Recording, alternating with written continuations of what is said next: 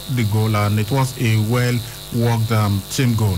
Beautiful interchange of passes, and then eventually the cross came in, and there was a tap in. So Nigeria beating Burkina Faso 1-0, and that means they have now got to the final of the Wafubi Under-17 Championship. Not bad for a team that was looking at Abuja or Lagos, but now they are looking at Morocco, because they will be going there. No matter what happens in the final, they will have qualified for the African Under-17 Cup of Nations that will be taking place in Morocco.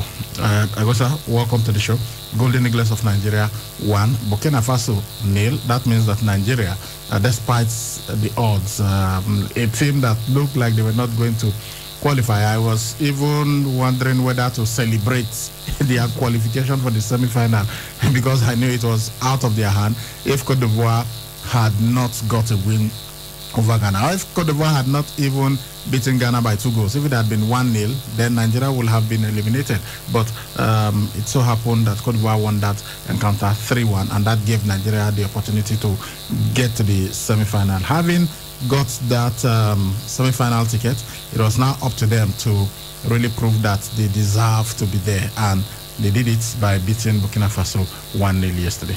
Well, congrats to them for making it to the final, but I think they must have learned from some of the mistakes that they've made in their first 2 games, because yesterday they were able to score and able to defend it at the end of the game, even if they couldn't add another goal to it. Yes, which shows that, yes, defensively they've improved, and offensively, even the way they build up.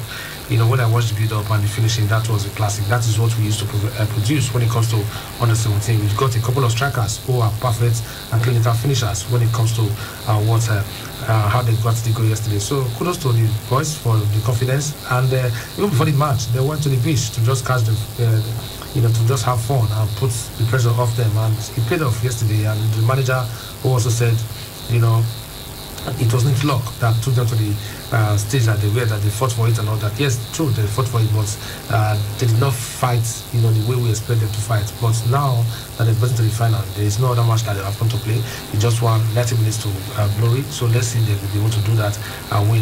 For the fact that they've qualified for the Under-17, that's another plus for them. So they could win this and also go on to Morocco and also win the trophy. That's what we expect from them. So let's just see how they're going to finish. But I haven't won yesterday, despite all the criticism that they've received from the fans and stakeholders. But I hope that they'll be able to be courageous enough to beat Cote d'Ivoire. Yes, Cote d'Ivoire, they are good. Even the Burkina Faso that they beat, they scored more goals than Nigeria. But yesterday, always a semi-final is really, really difficult. So you have to throw form out of the window. But this time, playing Cote d'Ivoire in the final, this is another hurdle to cross. So let's see if they'll be able to beat Cote d'Ivoire and win. It will have been Togo in the semi-final, which will have been much more difficult.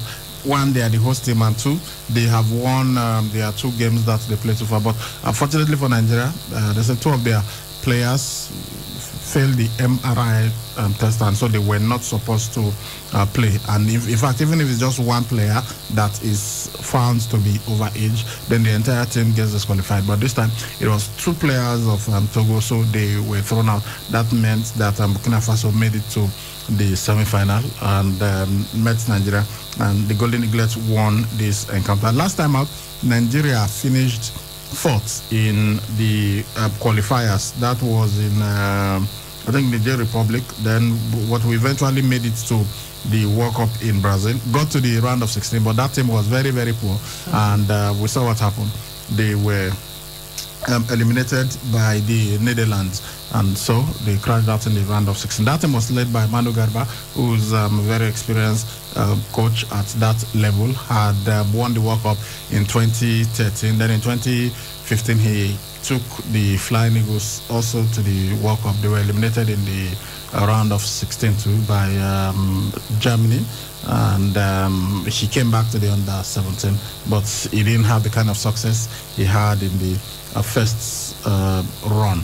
And so the way it is now, Nigeria have made it to the Africa Under-17 Cup of Nations, but unfortunately they will not be going to the World Cup because FIFA has already cancelled the World Cup. But Africa just felt, okay, we've got to go on with these qualifiers. So they will be beating they are conquerors in the group stage. Cote d'Ivoire, who seem to be the best team in the competition so far. I mean, they beat Nigeria, beat Ghana in the group stages, and yesterday they beat Niger Republic to qualify 1-0 for the final.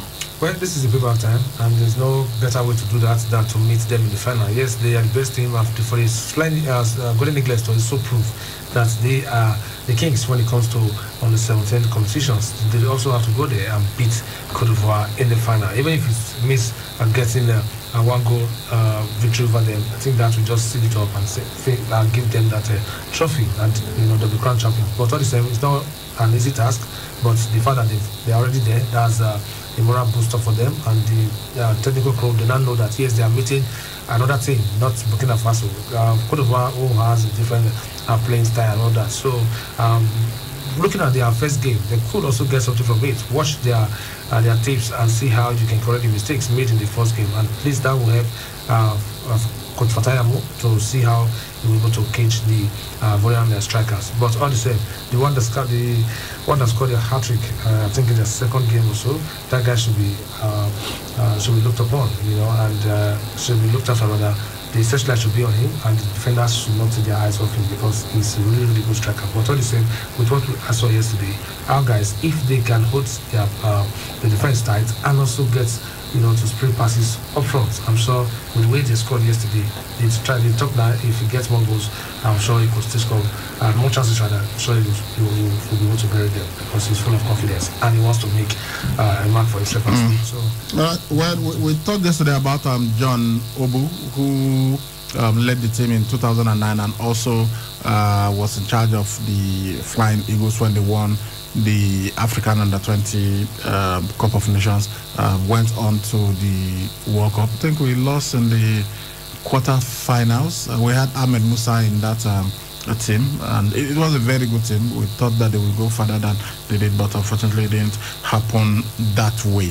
So he said that he's confident that the Golden Eagles could go on to win, and they did. So now Fatai Amao, the coach of the Golden Eagles, he's got his work cut out for him. He knows that he needs to win the competition. Maybe that's something that will appease Nigerians, given the poor performances that we saw in the group stages. Did not get a single win, played 2 matches and got just 1 point, and somehow qualified for the semi-final. But as I mentioned at the beginning of the show, I don't know whether it will be even proper to be talking about revenge.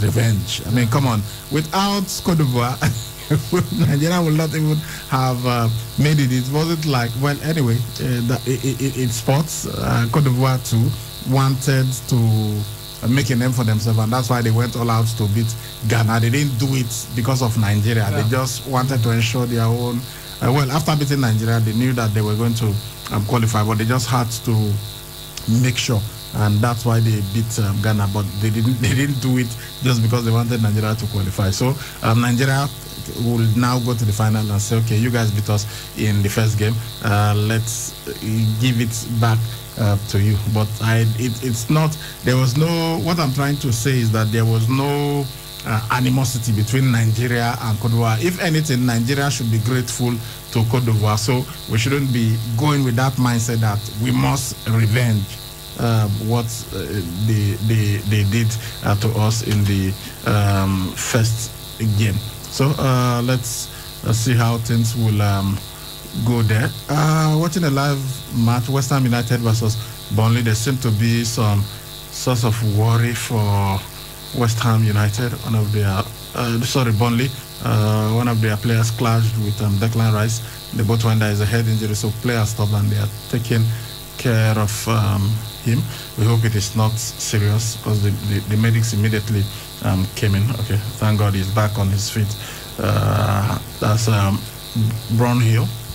So he's back on his feet. So we hope that it's sliding, so it's not serious. Okay, so Nigeria will be playing against Cote d'Ivoire in the final of the WAFU Under 17 Cup of Nations. So look, this is this is much more pleasant. So even if they do not win, and this is what I'm talking about. You know, you don't expect that Nigeria will win every match that you play, but come on, when you go to play WAFU competition, you should qualify.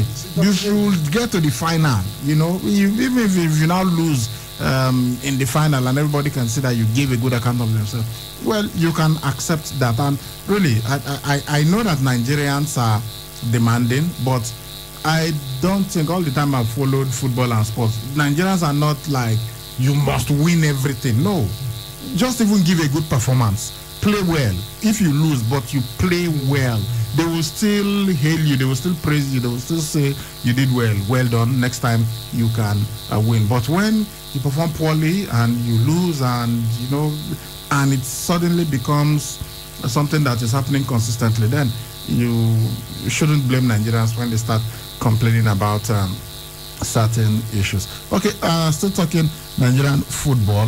Odion Ighalo, you know, we told you that he seems to be destined for the United States of America and the MLS. But from the reports that we are getting now, he is open to going to other places apart from the MLS. They said the MLS clubs are there. These are one of the options that are open to him.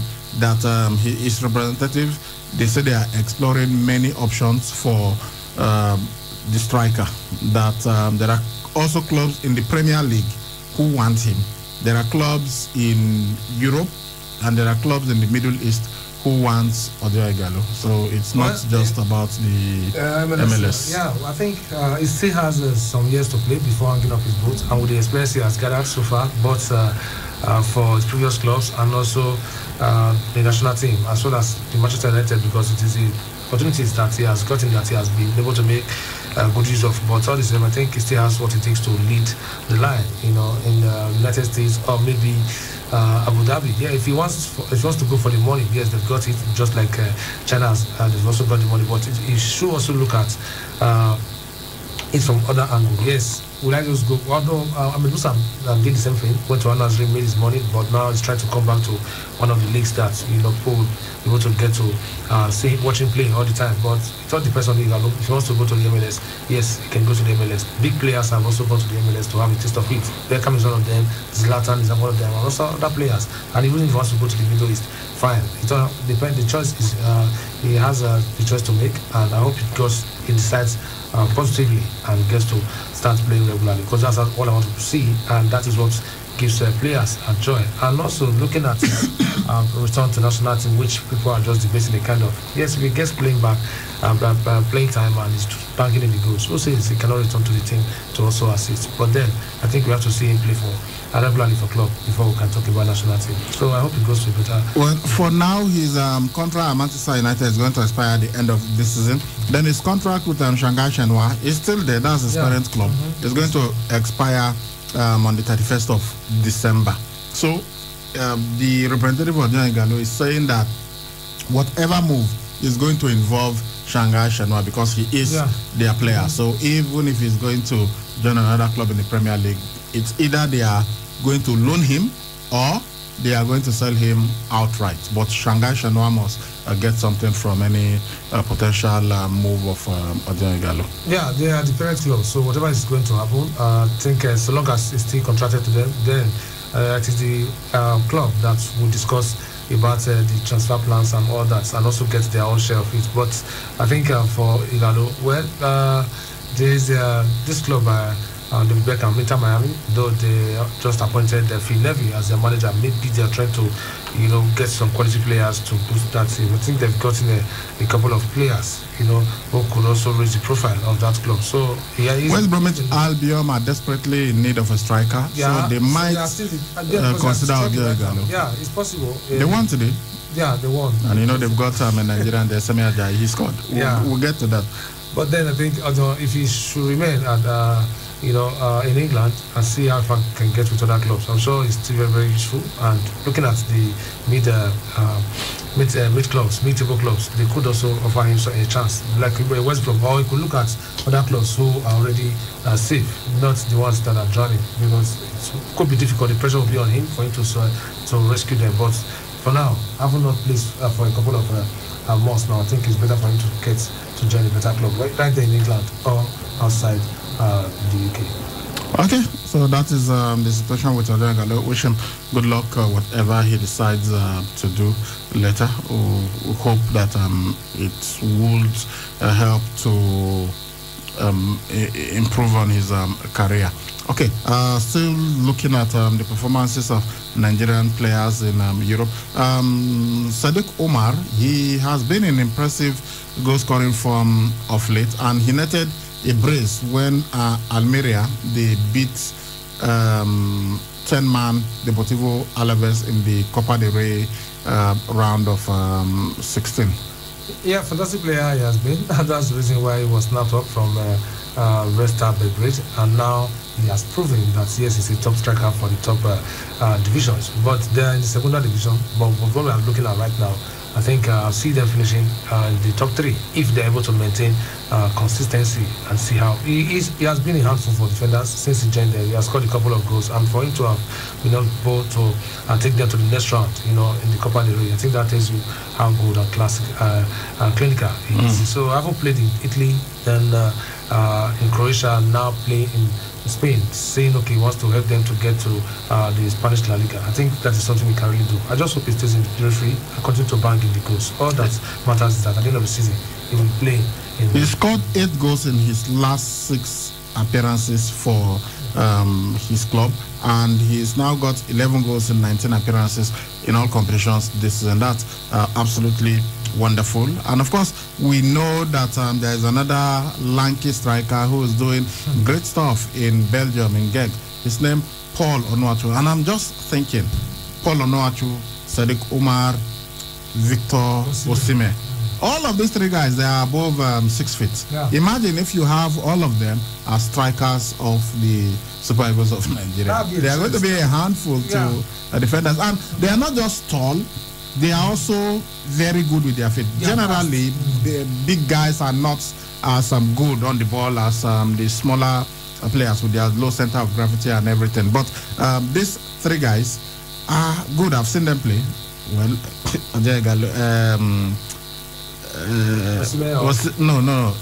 Paul Onuachu for the Super Eagles. We've not really seen that, but it's something that I've seen him do at his club, so I know that he can actually be very good with the ball at his feet, despite being a very tall lad. Yeah, it's possible for them to get, talking about a technical crew, to get the best out of Paul Onuachu. Yes, he has been bargaining the goals now. He has gotten a link to Lyon, where he could also challenge for a top honor over there. But even right now in Belgium, they are second on the log, and they could also dethrone overtake rather Club Brugge to become champion. So he has got a really big decision to make. So it all depends on how he wants to finish. If he wants to end the season before joining Lyon, or wants to help Lyon right now that they are top of the French League on, to see how they can win the end of the season, you just have to look at it, then the financial implications and all that. Because wherever he goes right now, he's the number 1 striker. That's it.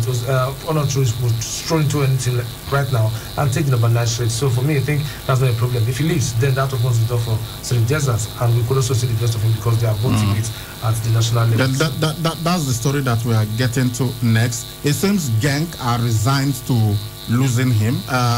Fabrizio Romano has tweeted this, that in the next couple of days he is likely to join Lyon. Both parties are maybe just having a little bit of paperwork to thrash out. Now,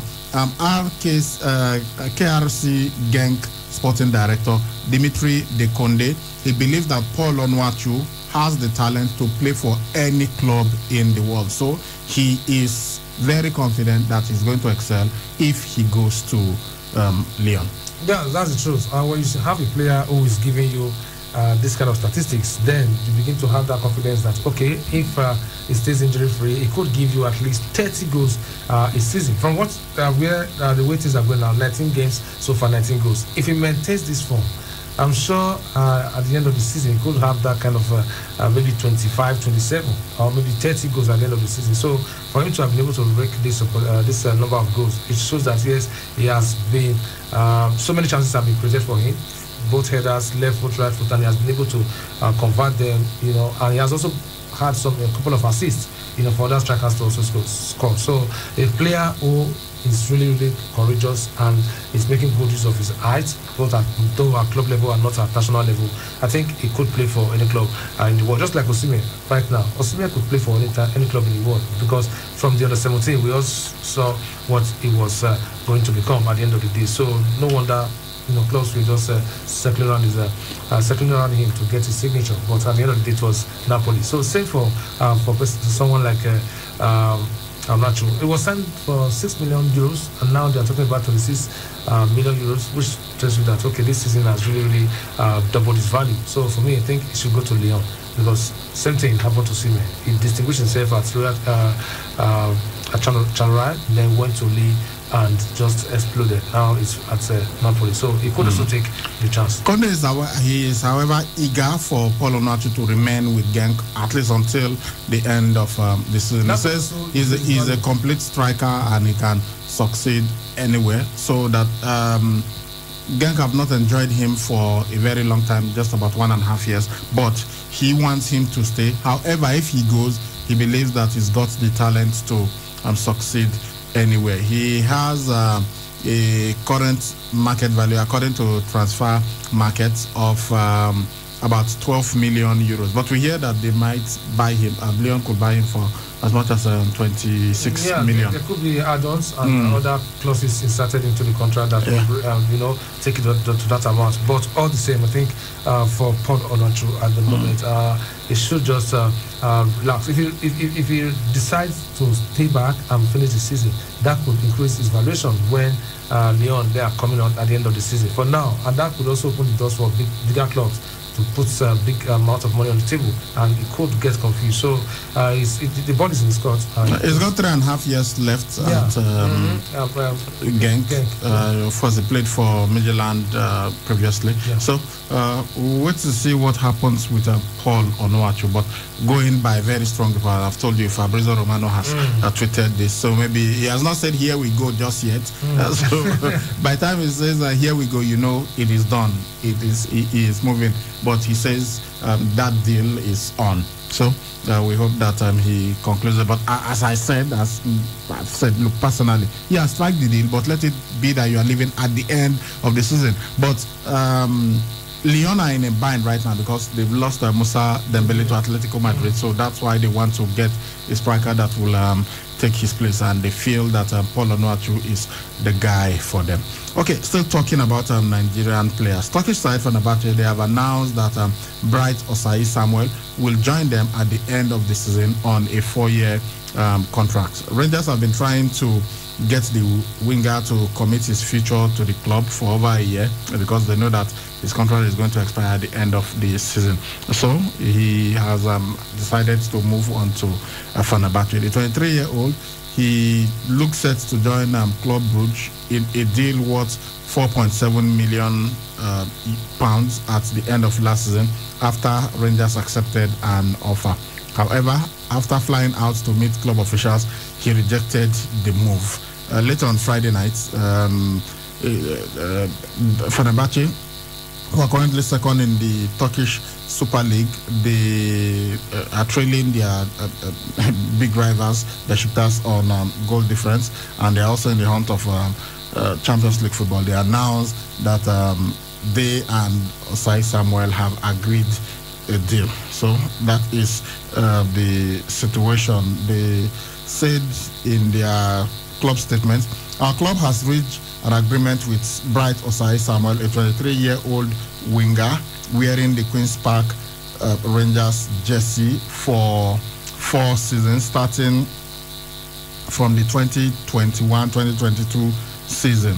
Details about the transfer will be announced in the coming days. So, of course, Rangers will be due a compensation payment unless the two clubs they agree a fee. Yeah, this is a done deal for Osai Samuel. I think when I watched him play alongside the Berechese, they were really devastating, the two of them. But I haven't seen it be easy, rather move to Crystal Palace, and he wanted to also get to move to the Premier League, but the opportunity is really coming. But going to Fenerbahce, one of the biggest in Turkey at the moment, and they are also in the hunt for Champions League. I think this is a big opportunity for him. Yes, he we will join them at the end of the season. But I hope they get Champions League tickets, which could also, expose him to the bigger competitions and see how far he could go in his career. So he's still very young, 23 years of age, and from the great city of Benin. And we just hope that he goes on to do great stuff with Fenerbahce. Yes, the likes of Victor Moses, he played for Fenerbahce. JJ Okocha played for Fenerbahce.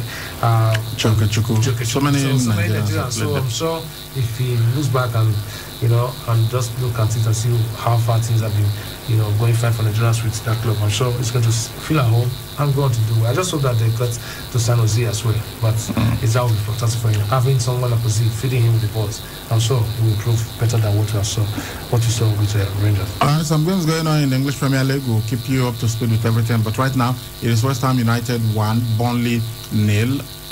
Mikel Antonio is back and he's scoring.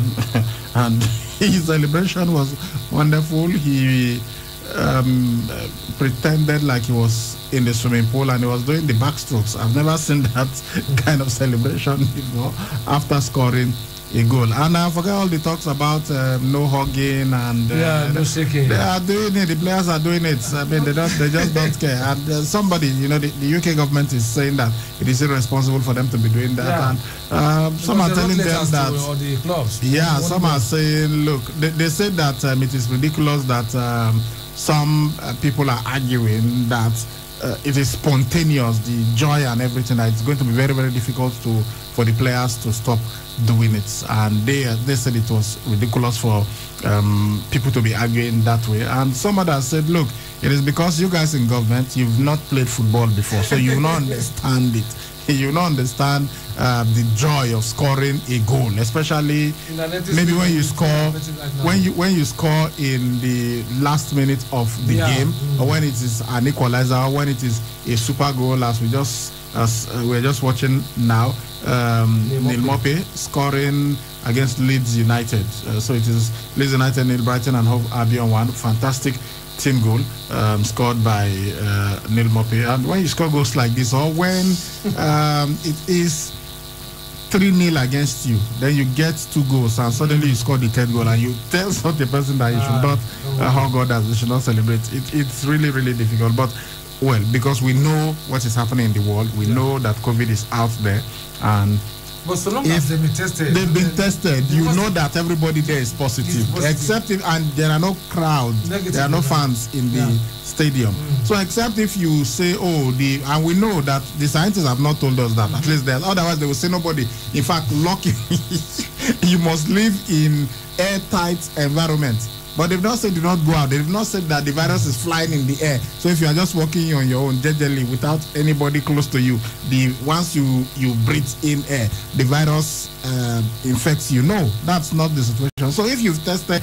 every player that's out there on the pitch, we know that they are not wearing face masks, because to wear face masks and play football is going to be really, really difficult for your lungs. But since all of them are negative, I mean, there is no risk there that they are going to contract it since they are in that bubble.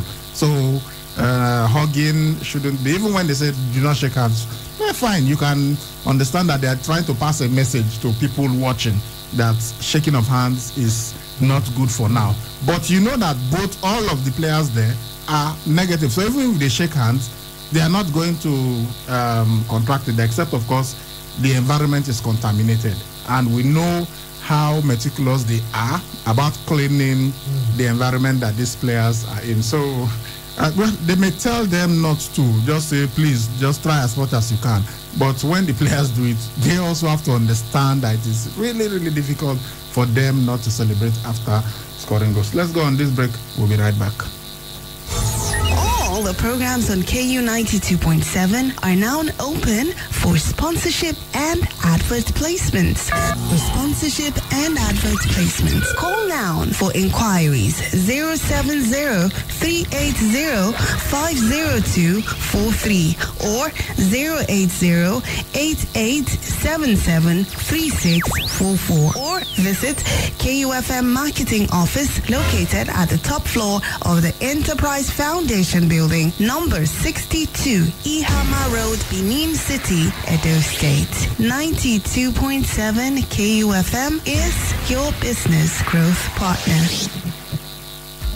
When you think durability and great value for your money, only one name comes to mind, and that is Jasogwe Auto Care, a subsidiary of Jasogwe Global Network Cars and Heavy-Duty Vehicles. Solite Battery made in Korea, Everstart Battery made in Korea, and GS Yuasa Battery made in Japan and other batteries. At Jasogwe Auto Care, we are committed to making our customers happy with our affordable batteries, which are direct from the manufacturers. Jasogwe Global Network is a very reliable name in the sale and installation of CCTV cameras for your homes and offices, power backup solutions and components consisting of solar PV module, solar inverter, and sealed maintenance-free batteries. Visit us today at Jasogwe Global Network, 59 Akbakbaba Road, Benin City, Nigeria, or call us on 0803-8624-858 or log on to www.jasogwe.com. Jasogwe, value for money.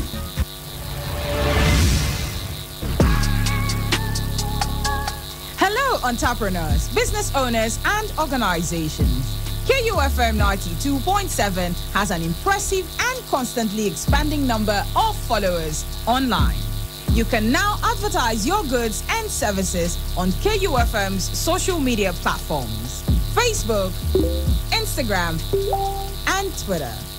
Take advantage of our online presence and reach out to our growing audience at very affordable rates. Call 0703 109 4612 or 0806 530 5657 or 0802 232 7191 or visit our marketing office, top floor, Enterprise Foundation Building, number 62, Ihama Road, GRA, Benin City. KUFM, your business growth partner.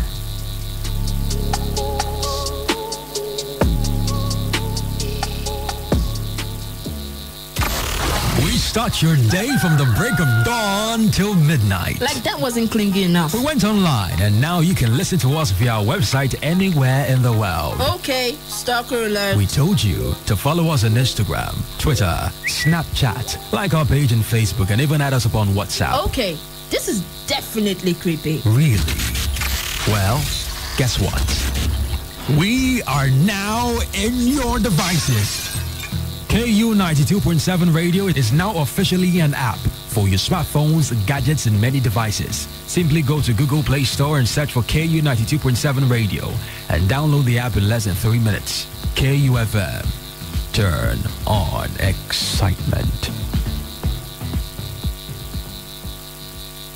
1,000, 2,000, 3,000, 1 million, 2 million, 3 million. 600 billion and the last kobo. Oh yes, we follow the money. It's all about the business and the business of business. The gains and the losses. The bulls and bears. The rise and falls. The risk and the satisfaction of seeing the last kobo rise to millions. On KUFM's Business News, the simple and complex jargons of business just make sense. Get the trending news on the morning market, forecast, investment opportunities, policy changes, and other breakout information on the ever-busy world of business. KU Business News, Monday to Friday on our news dawn, 6:30 to 7 a.m.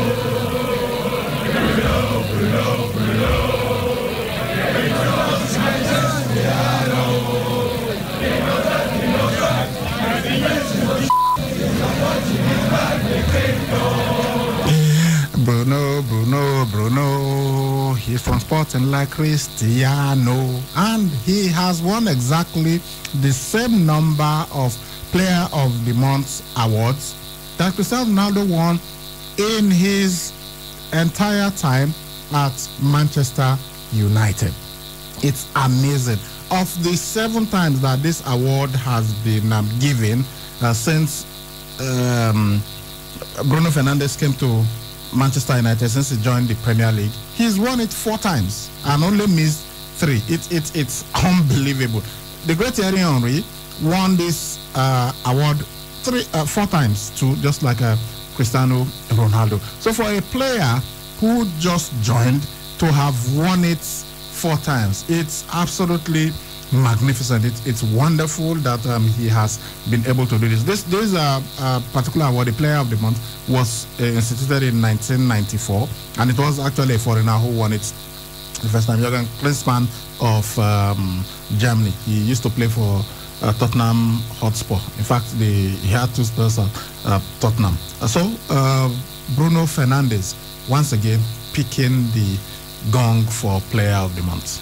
Fantastic player, and what a way to end the month and begin the new month and the new year. And for me, for a player to have scored 15 goals so far in 26 games, come on, that's outrageous. It is only strikers. And he's a midfielder. It's only strikers that get this kind of statistics. And one would say, he's a fantastic striker, we are going to increase variation. This is a midfielder who scores and also gets assists. And no wonder he has he's winning it for the first time. And because he won it in November too, so he basically just defended the title. Since he joined them, he has really turned things around, honestly. And he has been able to try to bring out the best out of Pogba, because yes, Pogba is a bigger player than him because of what he has been able to win with national team and also club sides. But with what Bruno brings, one would be really shocked to see somebody coming from Sporting and not slotting in seamlessly as if he has been part of that squad. So for me, I think he has really transformed United, and he deserves what he's getting at the moment. So for them to be top of the table, and right now he's getting this award, what a weekend for Bruno Fernandes. I hope he knows what to do with stuff. And if Manchester United should win the title at the end of the season, yeah, he would be even the way it is now. He is a strong contender for Player of the Season, because I don't see how anybody who has not won as many Player of the Month awards would suddenly become the Player of the season. Even if Manchester United fail to win the title, he might be the Player of the season. I mean, his current form has just been terrific. His arrival basically transformed Manchester United. If he had not joined last year in January, it was in the January transfer that he came. If he had not joined them then, Manchester United may not have made the top 4. They will not have finished 3rd. Seriously.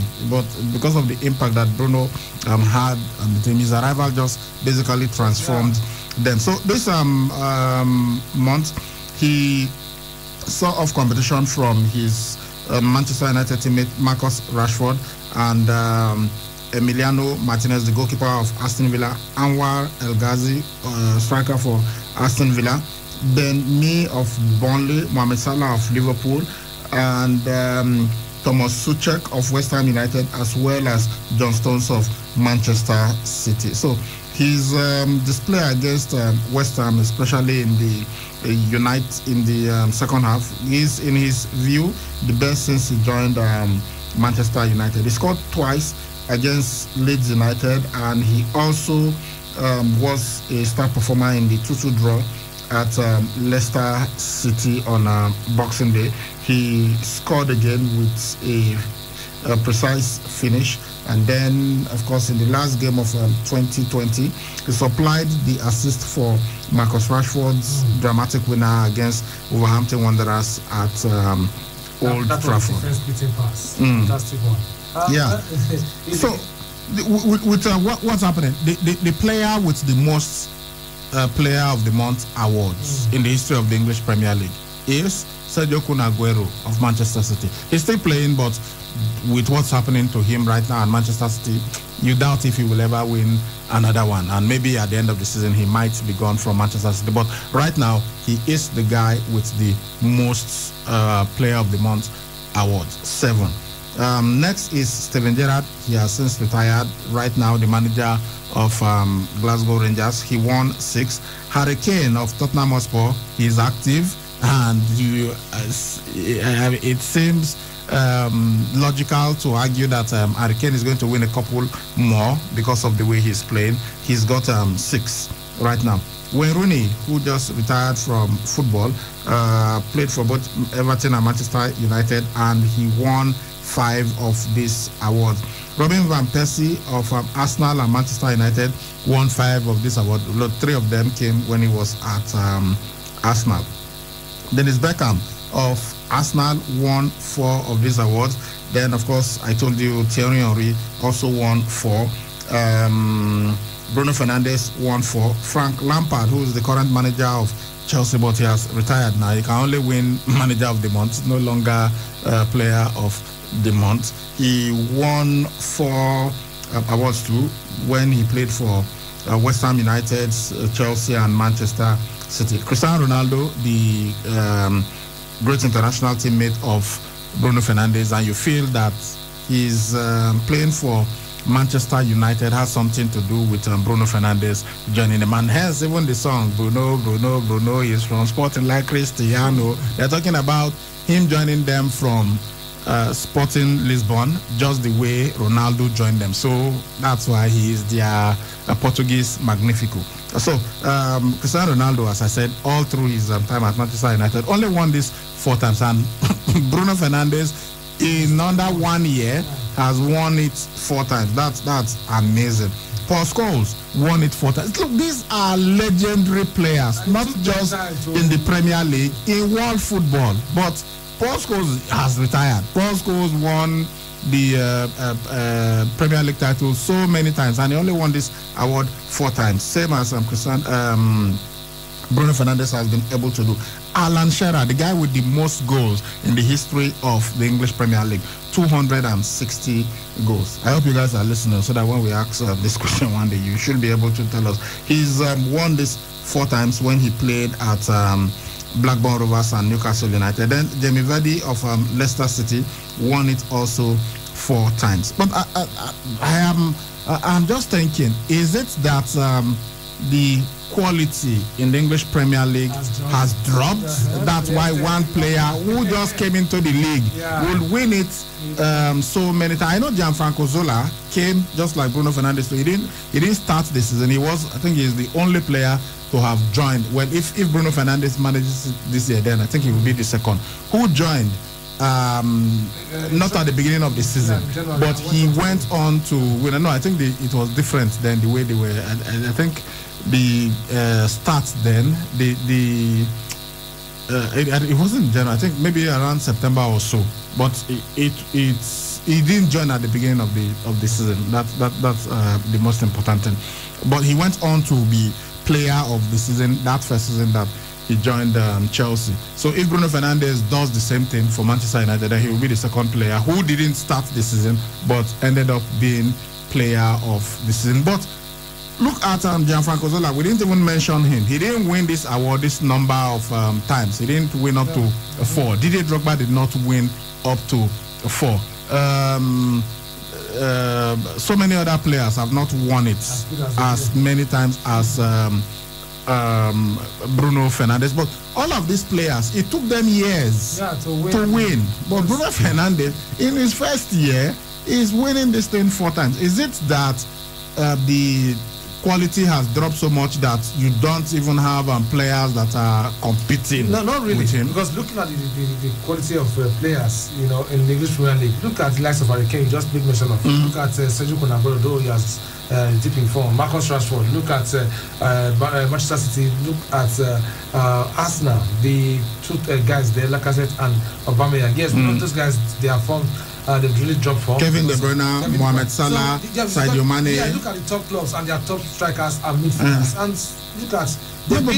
So how come Bruno Fernandes has been able to win it 4 times in a year, whereas in the past you go suffer before you go win at once. Because you had so many good players there. You had Alan Shearer, you had the two guys at Manchester United, their striker. Dwight York, Andy Cole. We know the reason why we are even mentioning strikers is because they tend to get the goals, and the goals give you all the attention and all of that. You had Dennis Beckham, you had Thierry Henry, you had so many players, and none of them has been able to dominate this award. Yeah, so going back to back is usually difficult, and one player just came in from the Portuguese league, and he's completely tearing the English Premier League apart. One thing is that the guys enjoying this game, and they are all playing to his strengths. Talking about United as since he came, they are playing to his strengths. So they know, okay, this is the kind of player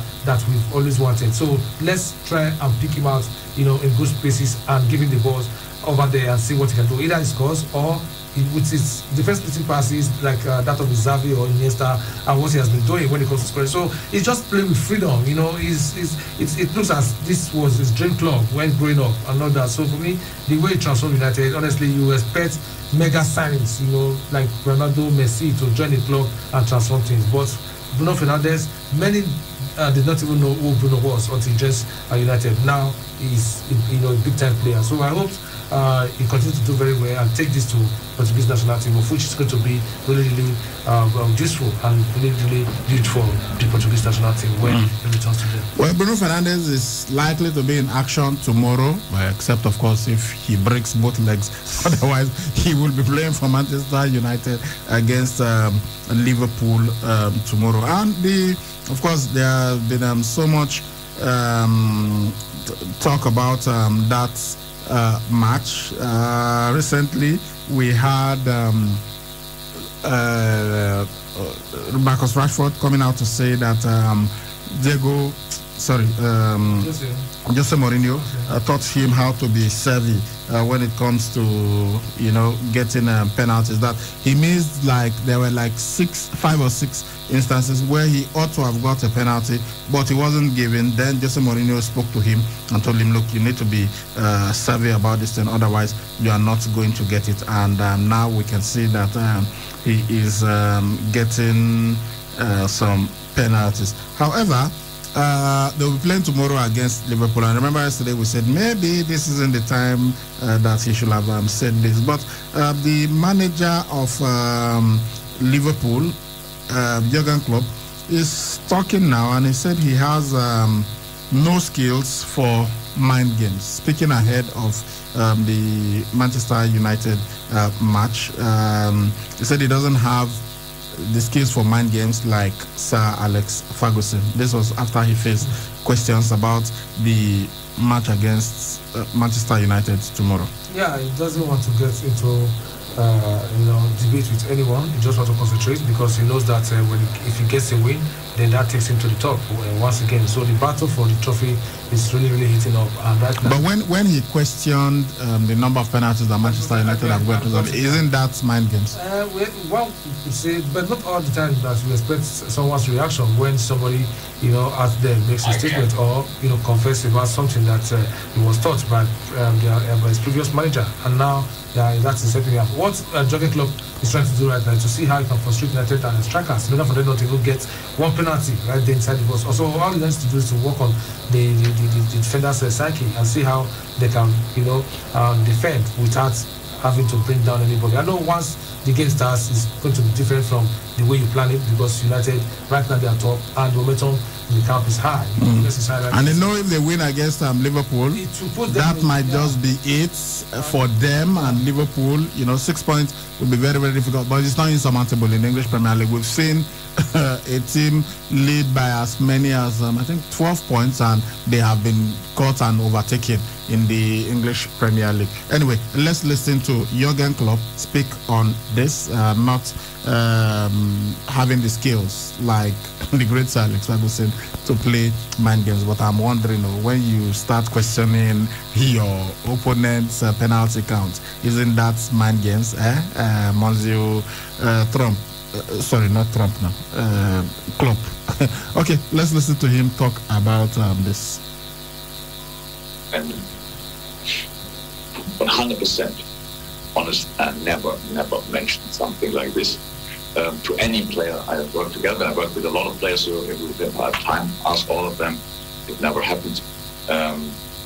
So that's it. Am I surprised that somebody's talking about what I said after the Southampton game? No. I'm not. Am I surprised that Mark Clattenburg speaks about it? No. It's nice for him that we can talk about him as well. So I'm not. But I'm not Sir Alex, and for different reasons. When he said that he tried something in mind games, when people like Mark Clattenburg now is speaking like they speak, it always says much more about them than it could ever say about me. So if he would be in my situation, he obviously would play mind games. I'm unfortunately not. I have no skills for playing mind games. That's my problem. All right, there you had the manager from Liverpool, Jurgen Klopp. And look, whenever you have big games like this, you get all of these stories coming out. First, it was actually Mark Clattenburg that spoke first and said that Jurgen Klopp should stop complaining about the penalties that Manchester United and other clubs are getting. That he's got some players too, like Sadio Mane, like Mohamed Salah, like Roberto Firmino, that he could get them to play in a certain way that they will be committing defenders and getting penalties, getting more penalties than they are currently getting. And suddenly, out of nowhere, Marcus Rashford said that he didn't used to get penalties, that there was 5 or 6 incidents that should have led to penalties, but he was not given. And Jose Mourinho spoke to him and then told him, you've got to be savvy about this. And when he started acting out the instruction of Jose Mourinho, then the penalties started coming. So you had Jurgen Klopp there speaking there, said he doesn't even have the skills for mind games, and he will not tell his players. He has never told any of his players to try and go and get penalties, fall in the 18-yard box, and all of that. So he feels that Mark Clattenburg shouldn't be talking, but he doesn't even want to say anything about it because it says so much about the character of Mark Clattenburg than so he doesn't have the skills for mind games. He just wants to concentrate on the game that his club will play against Manchester United. We know managers who are really good when it comes to mind games. Jose is one of them, despite the fact that sometimes he wouldn't want to be drawn into argument or try to get under the skin of his opposing manager. But the same thing, I think sometimes it helps, but sometimes I think it is better for one to just get prepared for the match. Even when the media, gets to throw you some questions, we know how they get, to interview the coaches in a way that, yes, there are some certain things that they want to bring out from them. But if you don't coin your questions, it could, it might find it difficult to get this kind of answers from them. But some managers will just decide to tell you, okay, let's see how the match will pan out. We have already prepared, we already have our plans and all that. But trying to bring out something that we, now start looking like mind games, or trying to bring, your team, the morale in the camp low, bring it down, or say your defenders are not better than the opposing team, that you are having issues, you have injury problems and all that. Just try to bring out something, and at the end of the day, you might bring out the best players that could go on to win the match. So we know some managers are good in that, but even at Jurgen Klopp, I'm trying to remember if he has played mind games. I'm sure he has, but maybe on this one, he doesn't want to get into. It depends on what you think constitutes mind games. To him, he isn't as Alex Ferguson. So it's people like that who are very good when it comes to mind games. And people like Sir Alex have actually admitted that, yes, they play mind games, Jose Mourinho and the rest of them, but he is telling us that he's not into that at all. All right, let's look at some of the... Right now, it is West Ham United 1, Burnley. But let's start from yesterday and look at some of the results that we have from the top 5 leagues. We had in the Bundesliga, Union Berlin beating Bayer Leverkusen 1-0. Then the Italian Serie A, in the Rome derby, it was Lazio who won. I think this was the second biggest win in the Rome derby. They won, or they equaled their biggest win. They beat Roma 3-0. Then in the French Ligue 1, Montpellier played against Monaco. Monaco won that encounter 3-2 away from home. These are some of the results of the matches that were played yesterday. All right, let's come to today and see what's going on. Earlier, we had Wolverhampton Wanderers play against West Bromwich Albion, and our boy Semi Ajayi was awesome. Defensively, he was terrific. He and his centre half partner were just really great, and he did his job defensively. Then he went on to score. That was the equalizer that made it 2-2. But eventually they got 2 penalties, which Matheus Pereira converted, and they beat Wolverhampton Wanderers 2-0, 3-2 away from home. And for Wolves, it is a second consecutive home defeat, and that's the first time that it's happening under Nuno Espirito Santo.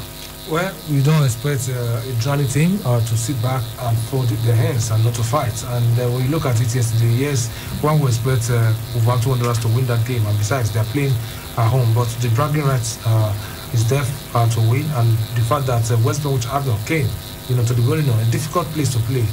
They came there and they were in front, but the Wolves, ran back and they were able to get in front 2-1. But at the same time, Pereira got another penalty, and also that fantastic header from Junior Ajayi. He's tall, and the way Semi Ajayi, the way he led, and that was really great. He has jumped the other defenders to knock that ball. He has scored a couple of goals, and he's a goal scoring defender, which is really I think this is like 3 in about 5 matches now for him. For a defender, I'm not a midfielder. So for me, I think it's good. He's doing his job at the back, and also trying to assist the strikers, at the front to get some goals. So I think it's really good. Even if West Brom, go down the drain at the end of the season, maybe return to the championship, I'm sure Semi Arada will stay in the Premier League. People are taking note of him, the way he tried to arrange the defense line and all that. So he has got great qualities, and kudos to him for being. Sam Allardyce is working his magic again. This is basically why they employed him to try and save them from relegation. It's a rescue mission, 11 points right now, and they can get maybe 2-3 wins. I think that will take them out of the relegation place and place them in a better position. But for now, I think all they need to do is to build on this win. Yes, I know the job is really difficult, but not at the end of the season. If they can win a couple of, if they can win like 3-4 games before the end of March, April, I think. Other results go their way. I think that's really helped them. But for this victory away from home, this is massive. They should build on this. It's halftime now. Leeds United 0, Brighton and Hove Albion 1, and then West Ham United 1-0 over Burnley. This is halftime, and at 6:30 is going to be Fulham versus Chelsea. That's a London derby, and at 9 p.m. Leicester City will play against Southampton. These are the matches that we have in the English Premier League for today. We go to other leagues now and see what's going on there. The German Bundesliga, we've got FC Cologne playing against Hertha Berlin. That match is goalless right now. Borussia Dortmund are playing against Mainz 04. It's Mainz 05, Borussia Dortmund 0, Mainz 1. Then Hoffenheim and Arminia Bielefeld currently goalless. Werder Bremen 0, Augsburg 0.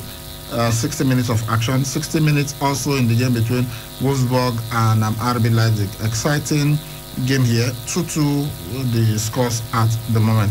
And later we're going to have VfB Stuttgart versus Borussia Mönchengladbach. In the Italian Serie A, Bologna they are playing against Hellas Verona. It is Bologna 1, Hellas Verona 0. 90, they added time in that match, 90 plus 3. Later it will be Torino taking on Spezia, and Sampdoria will battle Udinese. In the French Ligue 1, Marseille will take on Nice at 5 p.m., while Angers will play against Paris Saint-Germain at 9 p.m. Those are the matches that we have lined up for today. Yeah, in the French Ligue 1, a win for Paris Saint-Germain will take them back to the top. That will give them 42 points, where Lyon remain on 40 points at the moment. But they would have played one game, more than Lyon, who will be playing tomorrow. So, Mauricio Pochettino, I think we hear that he has contracted coronavirus. Yeah, unfortunately, it's true. He tested positive for COVID. Well, COVID is really ravaging the world right now, so I won't be surprised if anyone gets contracted. But all we have to pray for is for one to be very, very careful and take responsibility. But then, I think what they need to do now is to build on the trophy, the champions that they won last time, beating Marseille 2-1. And if they go on to win, they'll go back to top, which is their normal position, if you ask me, because of their dominance. So I think that's one thing that I'm sure they're going to win, because Neymar is back full time, Kylian Mbappe is there, Mario Icardi, Angel Di Maria. These guys are big enough to beat Angers, even without a coach sitting on the bench. But for Marseille, I think they can also get a win over Nice, because they are also a big side and they also are in the title. So really getting interesting this weekend, except for the German Bundesliga, where Dortmund are trailing right now. Sometimes it's really it baffles me how these games, how they play these games. Sometimes you'll be struggling to beat a team that is right there in the 12th, 13th, 14th spot. But whereas last time out, they were able to beat RB Leipzig away from home. But right now, at the City of Park, they are struggling. So that's what you get sometimes when you don't take your chances. So shocking results so far, but I'm sure the likes of Jadon Sancho, Brad Haaland, and likes to be able to turn this around before the game. Before they get to win this game. 62 minutes of play, so there's still time. In the Copa del Rey, we've got some matches. This one has ended. Almeria beat Deportivo Alaves 5-0. Peña Deportivo Santa Eulalia lost 4-1 at home to Real Valladolid. While Girona and Cadiz, it's halftime and it is goalless. Later we'll have Fuenlabrada playing against Levante, while Leganes will battle Sevilla, and Rayo Vallecano will take on Elche. That's what is going on in the Scottish Premiership.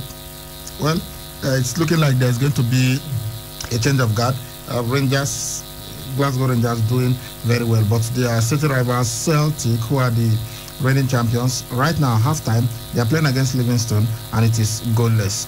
Hamilton Academical 0, Dundee United also 0, Hibernian 0, Kilmarnock 0. All of these matches are at halftime right now. Ross County 2, Aberdeen 1, St. Justin 0, St. Mirren 0. So these are the matches that we have going on in the Scottish Premiership. We usually deal with the top 5 leagues, but because of what's happening, the potential new champion imagine. Yeah, history repeating itself.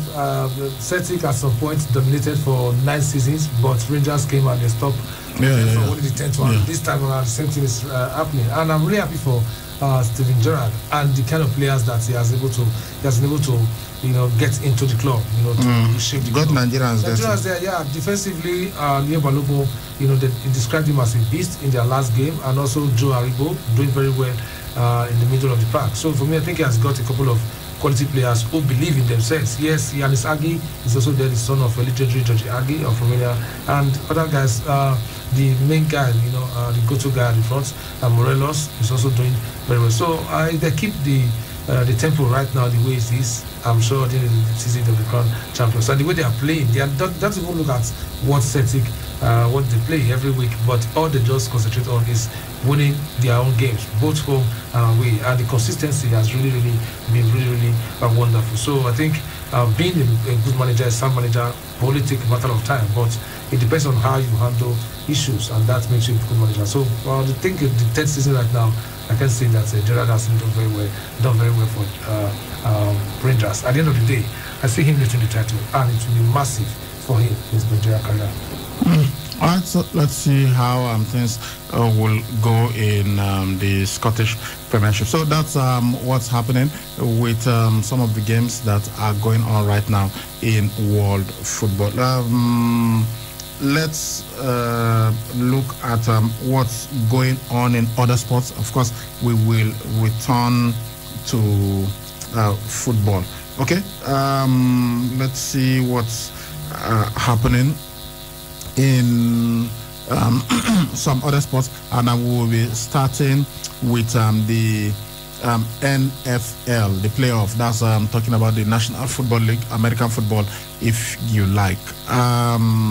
We know that it's going to be Drew Brees who will be clashing with Tom Brady in the playoff, the divisional round. And the New Orleans Saints, they've got Drew Brees. He says he thought about facing Tom Brady in the playoff the moment his quarterback joined the Tampa Bay Buccaneers last match. And of course, we know that the pair, they are the NFL's all-time top two for passing yards and touchdown passes. So Brady switched to an NFL conference team meant he could face Brees in the postseason, and the Saints are going to host the Buccaneers in the divisional round on Sunday. So Brees, who's 42, he turned 42 on Friday, said the moment that his very good friend and rival Tom Brady switched to the Tampa Bay Buccaneers, he just felt this is going to happen, and right now the game is happening. Yeah, these are one of the games that you look forward to in life, and they are very rare, and once you have it, you have to cherish it, you have to look forward to it, and get to prepare for it. They are good, they are both professionals, and they are both superstars, and facing each other, just like the last time when Cristiano Ronaldo met with Lionel Messi in the Champions League. So you need to look at that reunion, look at that rivalry and all that. So for me, I think this is massive, but it all depends on who will go, who will take the day. But for Tom Brady, fantastic player who joined the Tampa Bay Buccaneers just to improve the franchise. But at the end of the day, let's see who's going to win. But I think it's going to be like a final. It's going to be huge, and whoever goes on to take the day, then you know that yes, their contribution has really helped their side. It could be Brees, and it could also be Brady. But to me, I think Brady is much more experienced, and it could help the Tampa Bay Buccaneers to beat Tom Brady's side. So looking forward to Sunday and seeing what will happen. All right, let's see how it goes. Then, still in the NFL, we have this story. The New York Jets, they are set to appoint their first Muslim head coach. That's this guy. If they appoint him, he's going to be the first Muslim head coach in the NFL. Remember that there have been talks about giving more chances to people from minority, and of course, Muslims are in the minority when it comes to the NFL.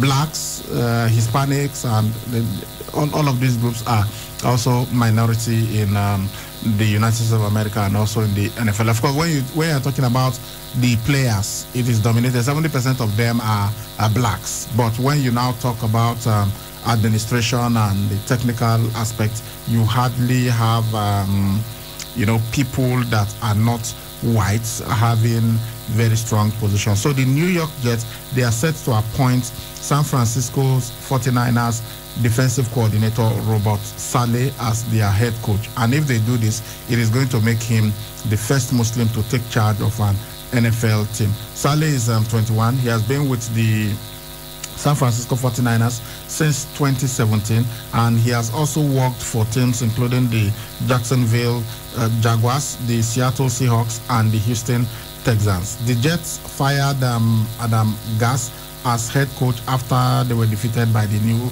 England Patriots. So the Jets, they are posting on their website, and they said Saleh will become the Jets' 20th head coach in franchise history, and their 18th coach appointed to take green and white reins before the start of a new season.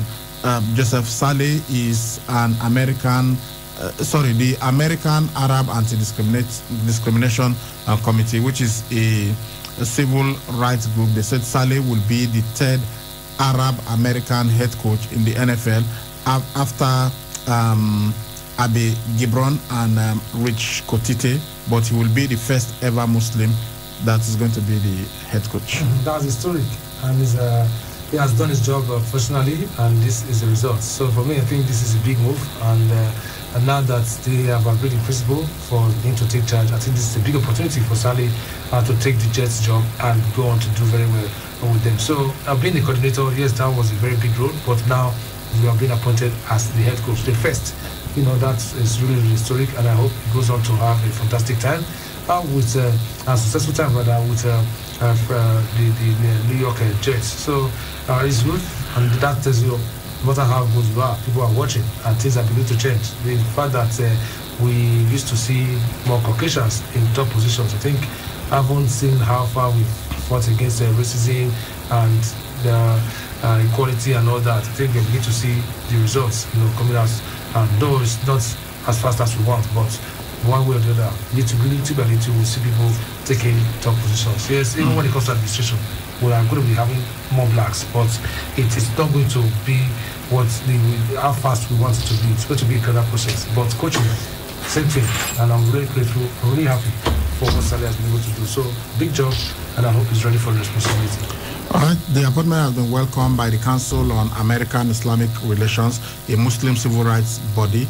And also, we had the Jacksonville Jaguars. They have named Urban Meyer as their new head coach, and he's replacing Doug Marrone. The 56-year-old announced his retirement from coaching in 2018, but he is going to be making his return as the Jaguars' sixth permanent head coach in their 27 seasons. So that's what's happening in the world of the NFL, National Football League, or American football, if you like. All right, let's go to boxing now. The rematch between Alexander Povetkin and Dillian Whyte has been confirmed for the 6th of March. The Briton, Dillian Whyte, is going to have his chance to revenge against Alexander Povetkin, who's Russian, and he's 41 years old. He's produced a stunning knockout win in the 5th round of their WBC interim title bout in August. Whyte is 32. He was originally set to meet Povetkin for a second time in late November at the Wembley Arena. However, the match was postponed after Povetkin tested positive for COVID. And Dillian Whyte said, "This is the fight of my career, the fight of my life." And Povetkin being 41, I don't know, and from what we are learning from the medical experts, COVID-19 could, even if you survive, could potentially have some lasting effects on you. And for someone who's a boxer, I don't know how much that impact will be on him going into this fight. Well, it's a big fight, and the fact that he is a big professional and somebody who is coming into this rematch after winning the first match, I'm sure he's going to take care of himself and see how far he can handle this. I don't know why COVID is really coming out, really deadly, than what we saw last time. Even the match between Fury and Tyson Fury and Anthony Joshua, we are looking at that match cannot take place in an environment where you cannot have 100,000 spectators or 70 or 80,000. And that now you're having all these issues. Yes, you have to think about it, but look at the quality of the boxers. Yes, they are pretty good. Dillian Whyte is a big boxer, and he's someone who likes to go into the ring, even if he gets beaten. I like his courage and the way he wants to handle things. But Povetkin is also a fighter who wants to boxer that wants to make a statement by beating him twice. He said he wants another shot at the world title. So he also said that he's feeling good after recovering from COVID. So because he wants another shot at the world title, he wants to go all out and get Dillian Whyte to stand the chance of going for the WBC belt. Yeah. He had been beaten before by Anthony Joshua. So Anthony Joshua has beaten both men, knocked both of them out previously. So it will be interesting to see what happens if Povetkin can beat Dillian Whyte again, or if Dillian Whyte would be the better boxer on the day. Then on that same night, we are going to have Campbell Hatton, who is the son of former world champion at welterweight, Ricky Hatton. He's going to make his professional debut on that day. Then the promoters Matchroom, they also announced that Leeds fighter George Warrington will defend his IBF featherweight title against the Mexican Mauricio Lara on the 13th of February. So these are some of the stuff happening in the world of boxing. Okay, let's go to the NBA now and look at this particular story before we go to the results of the matches that were played. Karl Anthony Towns, he is a player of the Minnesota Timberwolves. He is defiant over COVID. He tested positive for COVID 9 months after he lost his mother to complications from the disease. The Timberwolves player says he will not end up in a box after that positive test. So he has lost, and please, I hope you guys are listening, especially those who keep saying this thing is not really a scam and all that. This player has lost 7 family members in the past 1 year, including his 59-year-old mother who died from COVID-19 complications last year on the 13th of April. I remember we told you Khabib Nurmagomedov, his father Abdulmanap Nurmagomedov died at the age of 57 from COVID. So the NBA, they postponed the Timberwolves games with the Memphis Grizzlies on Friday because of the outbreak. Well, I think I have to go with what he has said. I think he has his own decision to make, despite the fact that he is one of he's a team member. But then, when it comes to contracting coronavirus, I think all he needs to do is to be safe before going back to the court. He needs to treat himself and see how he can, regain his normal self. It's not really easy with what he has said. He doesn't want to end up in a box. That means end up in a coffin. He has seen his relatives and so many people, dying as a result of the coronavirus. So for me, I think the young man should just relax and see how far he can treat himself and ensure that he's always at the right place at the right time. Yes, he should be really safe, because getting to know the kind of story that he has put out, one will only be concerned that, okay, let's just pity him and have that pity on him that he has suffered from the whole lot. He has been heartbroken because people closer to him have suffered and died as a result of the COVID-19. It's really tough. It's a nightmare, and I don't know. I hope the virus subsides so that people can, breathe and have a sigh of relief. Because right now, nobody knows who's going to be next. So the big people in the society, they are contracting it. Even the middle people are also contracting it. So it's a virus, and one has to be very careful, because once it gets into the system, come on, this one, they say it moves faster in the body than that previous one. We just hope that this kind of virus will not get into our system, because who knows, somebody can get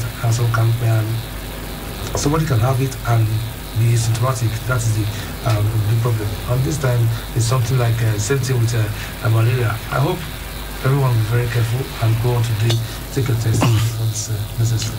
Okay, let's look at the results of the matches that were played last night in the NBA.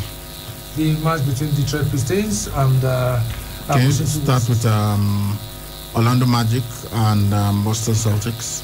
Okay, Magic and Celtics. It was the Boston Celtics who won that match, 124 to 97 points. Yeah, we had Kem Bitch being the top performer for Orlando Magic, scoring 12 points, 12 rebounds, and 2 assists, while Jaylen Brown of Boston Celtics got 21 points, 2 rebounds, and 8 assists. Cleveland Cavaliers defeated New York Knicks 106 to 103 points.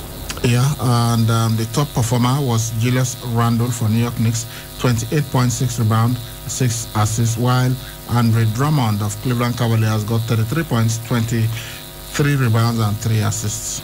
The Milwaukee Bucks were in action. Giannis Antetokounmpo, fantastic player, helping them to beat Dallas Mavericks 112 to 109 points. The top performer for Milwaukee Bucks was Chris Middleton, 25 points, 8 rebounds, 6 assists, while Luka Doncic of Dallas Mavericks got 28 points, 9 rebounds, and 13 assists. Then we had Oklahoma City Thunder, who defeated Chicago Bulls overtime, 127 points to 125. Zach LaVine of Chicago Bulls got 35 points, 7 rebounds, 6 assists, while Shai Gilgeous-Alexander of Oklahoma City Thunder scored 33 points, 5 rebounds, and 10 assists. Utah Jazz were winners over Atlanta Hawks, 116 points to 92. Clint Capella got 16 points and 11 rebounds for the Atlanta Hawks, while Donovan Mitchell of Utah Jazz scored 26 points, 3 rebounds, and 4 assists. LA Lakers on the winning side beating New Orleans Pelicans 112 to 95 points. And LeBron James got 21 points, 8 rebounds, and 11 assists, while Zion Williamson, a couple of seasons ago, he was the #1 draft pick. He got 21 points, 12 rebounds, and 4 assists for New Orleans Pelicans. Then LA Clippers were also in action. They beat Sacramento Kings 138 points to 100 points.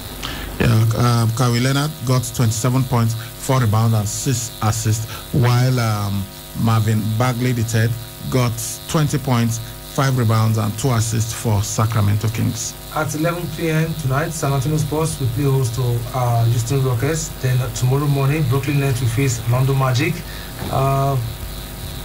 Toronto Raptors versus Charlotte Hornets. Memphis Grizzlies will do battle with Philadelphia 76ers. Miami Heat will take on Detroit Pistons. Then we have Portland Trail Blazers who will face Atlanta Hawks. Boston Celtics will meet New York Knicks rather. Then Dallas Mavericks will take on Chicago Bulls. These are the matches slated for tonight and the other also tomorrow. So in the Eastern Conference, we've got Boston Celtics. They are the top team right now. They've won 8 and lost 3. Milwaukee Bucks are second. They've won 9, lost 4. Philadelphia 76ers have also won 9, lost 4. While Indiana Pacers are fourth. They've won 8, lost 4. Brooklyn Nets are 5th. They've won 7, lost 6. Orlando Magic are 6th. They've won 6, lost 6. Cleveland Cavaliers are 7th. They've won 6, lost 7. And then Charlotte Hornets make the 8th position. And it's only the top 8 that will make the playoffs. So Charlotte Hornets have won 6, lost 7 of their matches. In the Western Conference, the LA Lakers are the top team of the whole of them. They've just been awesome. They have won 11 matches and lost just 3 since the start of the season. They are followed by LA Clippers, so they are keeping it in Los Angeles. They have won 9 and lost 4, while Utah Jazz are third. They're doing quite well this season. They've won 8, lost 4. Then we also have the Phoenix Suns. They are fourth. They have won 7, lost 4. And Portland Trail Blazers, they are 5th. They've won 7, lost 5.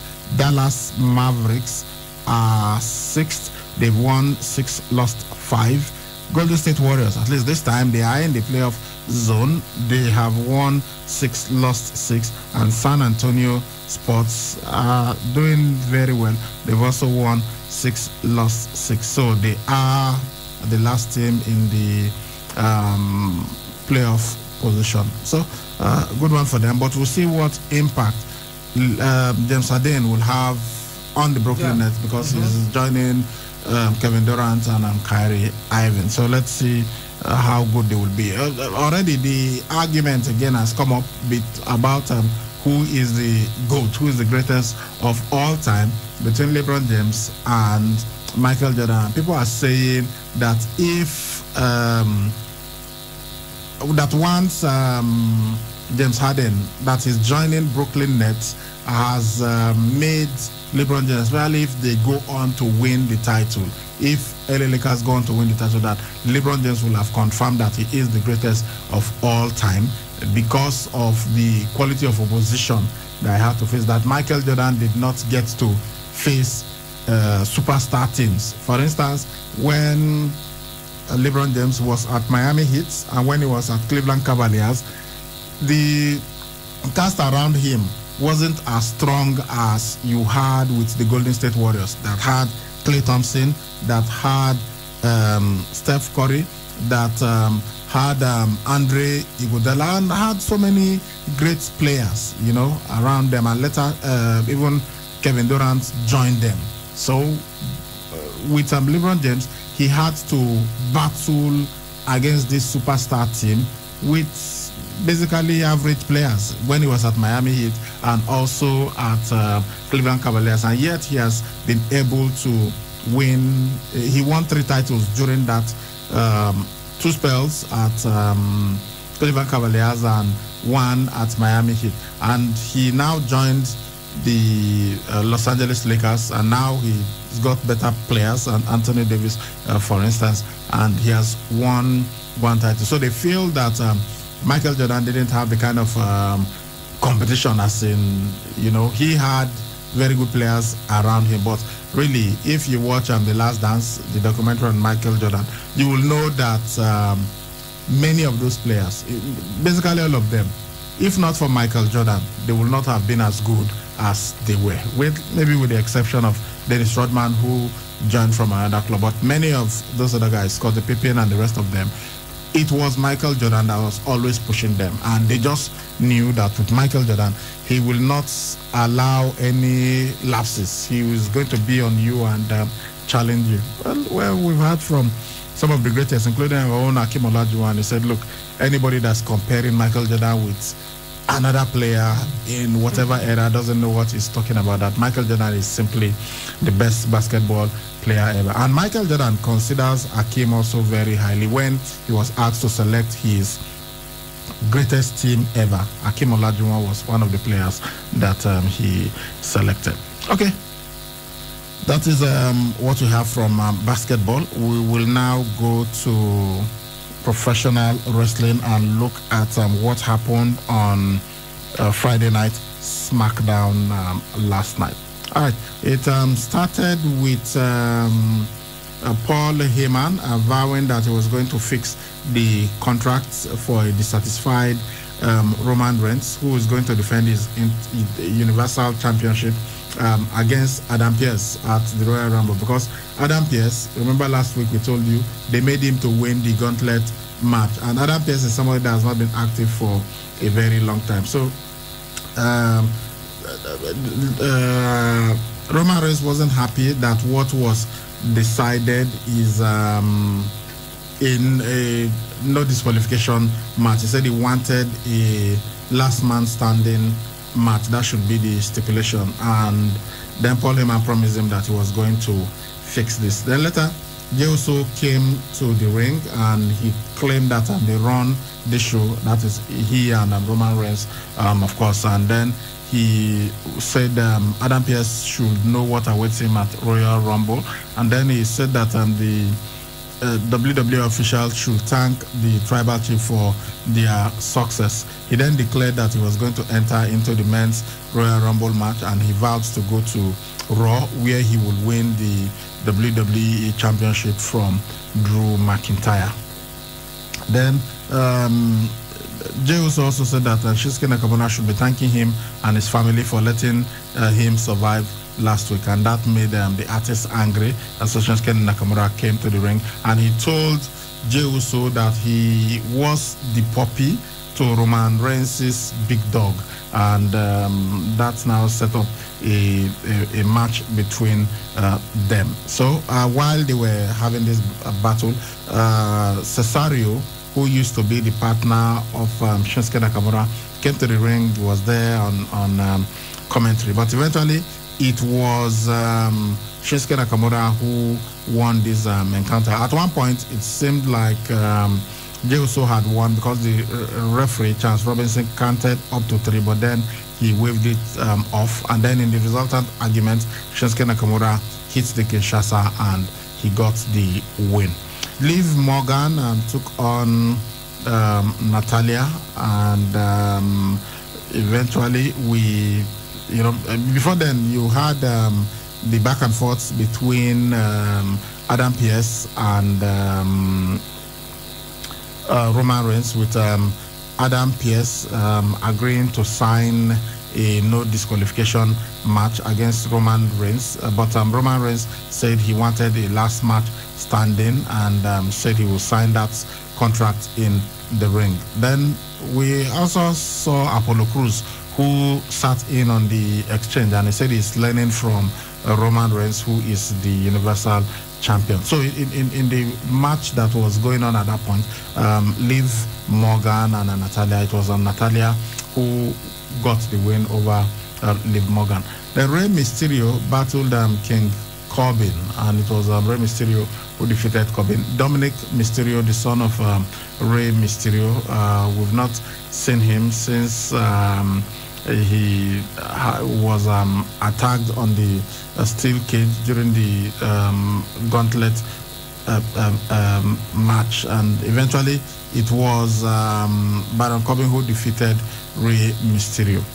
Then we had a segment that's called Ding Dong Hello with this segment was hosted by Bayley, and she featured Bianca Belair, and she said Bayley, who is the former SmackDown Women's Champion, she introduced her first guest, and she said it is the GUEST. Remember that Bianca Belair calls herself the EST of the WWE. That is, she's the EST, the best of everything. She's the best, the fastest, the strongest, everything est she is of the WWE. So they went back and forth about what has been happening between them, and Bayley then said she was going to play a clip which would showcase Bianca Belair's achievement in an upcoming edition of WWE Chronicle. But instead, she showed a recap of her win over Bianca Belair a couple of weeks back, and then she said she's going to beat Bianca Belair, and this gave way to Bayley laying down an obstacle challenge for next week, an obstacle course challenge, and Bianca Belair said that, but Bayley accepted it. So we're going to have that, they said, next week. Daniel Bryan took on Cesaro. It was Cesaro who won this encounter. Then Apollo Crews, having listened to Roman Reigns, came out for a match with Sami Zayn. And we had Big E, who is the WWE Intercontinental Champion, watching from a sofa at ringside. Apollo Crews won this encounter, and afterwards he grabbed hold of the Intercontinental Championship and he stared at it before he tossed it back at Big E, and then started some trash talking. The way Apollo Crews won this fight, he kind of held on to the tights of Sami Zayn to gain victory. So Big E was questioning whether that's the way that somebody like Apollo Crews should be winning matches. But finally, we had Roman Reigns and Adam Pearce signing the contract. So Roman Reigns, of course, attempted to bully and intimidate Adam Pearce, and he signed the contract, and it was to be a last man. The stipulation is a last man standing match at Royal Rumble, and then Roman Reigns also signed and said he was very, very pleased. But later, Adam Pearce told him that I've waited all night for you to do that, and he said this, then exited and went out. But later, he feigned that he had a knee injury, and he revealed that the card which he signed is subject to change. And after that, he introduced Kevin Owens, who signed the contract for the WWE Universal Championship at Royal Rumble. So it was actually Kevin Owens who signed the contract and not Adam Pearce. So the fight is going to be between Roman Reigns and Adam Pearce and Kevin Owens at the Royal Rumble. And if anybody can beat Roman Reigns, you've got to suspect that it's going to be Kevin Owens, because of what Roman Reigns has put him through the last couple of weeks. So that's, guys, is what went down on SmackDown last night. Okay, let's quickly, before we start taking your calls, let's give you a recap of what's happening in the world of football. In English Premier League, earlier today, we saw West Bromwich Albion winning 3-2 away from home against Wolverhampton Wanderers. Right now, 69 minutes of action. Leeds United 0, Brighton and Hove Albion 1. West Ham United 1, Burnley 1. Later at 6:30, it's going to be Fulham taking on Chelsea, while Leicester City will play against Southampton. That's what we have going on in the English Premier League for today. Tomorrow, Sunday, we're supposed to have Aston Villa versus Everton. That match has been postponed. Sheffield United will play against Tottenham Hotspur at 3 p.m. Liverpool will battle Manchester United, Battle of the Reds, at 5:30, while Manchester City will play against Crystal Palace at 8:15. Okay, those are the fixtures for tomorrow. But back to today, in other leagues in the Bundesliga, we had FC Cologne taking on Hertha Berlin. That match has ended goalless. Borussia Dortmund came back and got a 1-0 draw against Mainz 05. Hoffenheim and Arminia Bielefeld settled for a goalless draw. Werder Bremen beats Augsburg 2-0. Wolfsburg and RB Leipzig played out a 2-2 draw. Later, it's going to be Stuttgart versus Borussia Mönchengladbach. It's full time in the Italian Serie A. The match between Hellas Verona and Bologna. It was Bologna who won this encounter 1-0 at home. Later, we have Torino versus Spezia, and Sampdoria will play against Udinese. In the French Ligue 1, right now, 28 minutes of action. Marseille 0, Nimes 0, and Angers will play against Paris Saint-Germain later. Okay, so this is what we have going on in the French Ligue 1. Then in the Copa del Rey, we told you Almeria beat Deportivo Alaves 5-0, and Real Valladolid beat Peña Deportivo Santa Eulalia 4-1 after extra time. And Girona right now leading against Cadiz 2-0. At 6 p.m. it will be Fuenlabrada versus Levante, while Leganes will play against Sevilla. Rayo Vallecano will take on Elche. Okay, in the Scottish Premiership, we gave that to you, so let's also keep you updated. Celtic and Livingston still goalless, 73 minutes of action. Hamilton Academical and Dundee also playing goalless. Hibernian 1, Kilmarnock 0. Ross County 2, Aberdeen 1, St. Justin 1, St. Mirren 0. These matches are in the 72nd minute at the moment. Okay, guys, these are some of the things happening in the across the different leagues in the world. Okay, you can start calling us now. The numbers to call are 070-6263-9275 or 090-3939-4427. You can also reach us on 081-2178-9154. And if you want to send us a text message, the number is 080-7400-9076. Those are the numbers that you can reach us on. Hello. Brian, good evening. Danjuma, welcome. Brian, good evening. Good evening, Danjuma. God will bless you now for the analysis.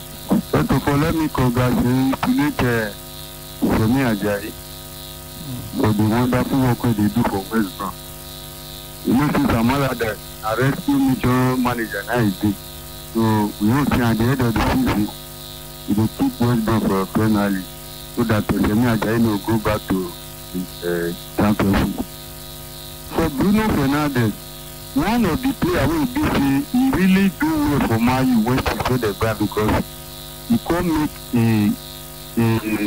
team can do better than the way we did before. Because if you say he can just keep the ground running, because nobody really give a chance to perform the way we say they perform. So just can't make Man U can be a better team. If you see as they perform, for football, if we go up again, the team for do better than they did. But no be say for football, no they try. They try, but you need to do more. Okay. Yes. For tomorrow match again, Liverpool and Man U, maybe the better side win. So you will play me my usual. Okay. All right, no problem. Thank you very much. We didn't give you the Nigerian Professional Football League matches. We'll be doing that right now before we go on this commercial break. So it's going to be Aqua United taking on Wiki Tourists. Eimba International versus Kano Pillars. That's a huge game. FC Fanyumba versus Abia Warriors. Jigawa Golden Stars will take on Kwara United. Lobby Stars versus Dakada FC. MFM will play against Rangers International. Nasarawa United versus Katsina United. Plateau United taking on Adamawa United. Rivers United versus Heartland, and Sunshine Stars taking on Warri Wolves. These are the fixtures we have in the Nigerian Professional Football League. Guys, please just hold on with your calls. We need to go on this commercial break. We'll be right back. Trying to get or receive information through all corners of the globe requires unprecedented internet service. At Wireless NG, we provide fast, reliable, and affordable unlimited broadband internet service to homes and businesses. Service is currently available across Lagos and Benin. Visit us today at Wireless NG, 5 Ramaya, Ikenede Street off PZ Saple Road, Benin City, or our marketing office, 70 Olowo Complex, Airport Road, Benin City, or call 0807-887-9960 or 0703-672-9147. Wireless NG, erasing internet boundaries.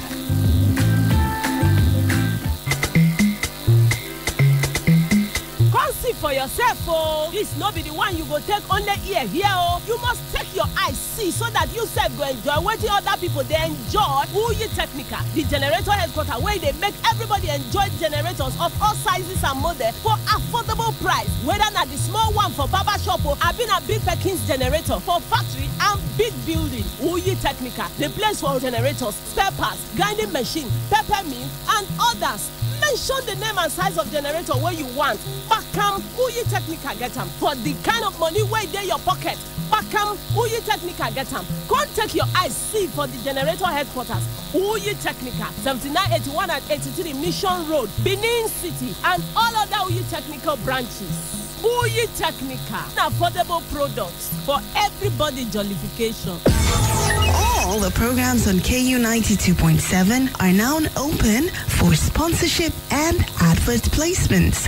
For sponsorship and advert placements, call now for inquiries 070-380-50243 or 080-8877-3644 or visit KUFM Marketing Office located at the top floor of the Enterprise Foundation Building, number 62, Ihama Road, Benin City, Edo State.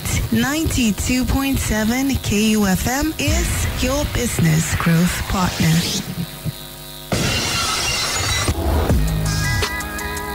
Do you know that following people without their consent is stalking and it's an offense? Don't be an offender. We give our consent for you to follow us on all our social media platforms. On Facebook at KUFM Nigeria. On Instagram at KUFM Nigeria. On Twitter at KUFM Nigeria. Check out the latest pictures and videos and catch breaking news, entertainment gist, trending issues and happenings on social media by following us at KUFM Nigeria across the various platforms. KUFM, turn on excitement.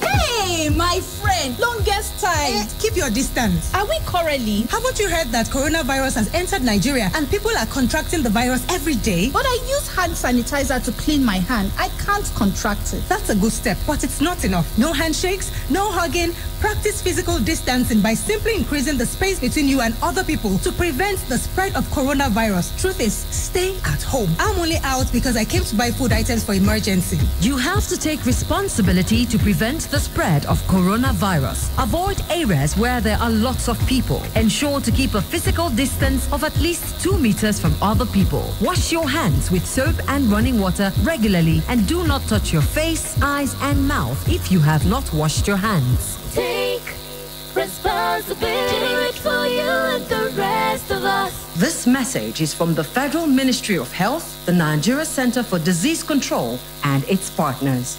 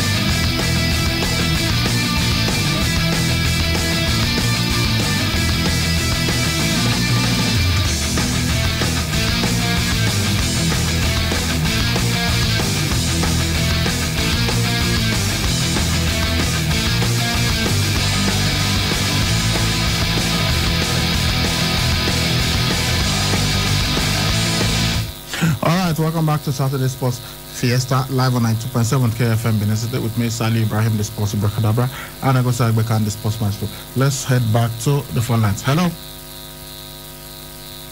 Hello? Hello, pick your call. Okay.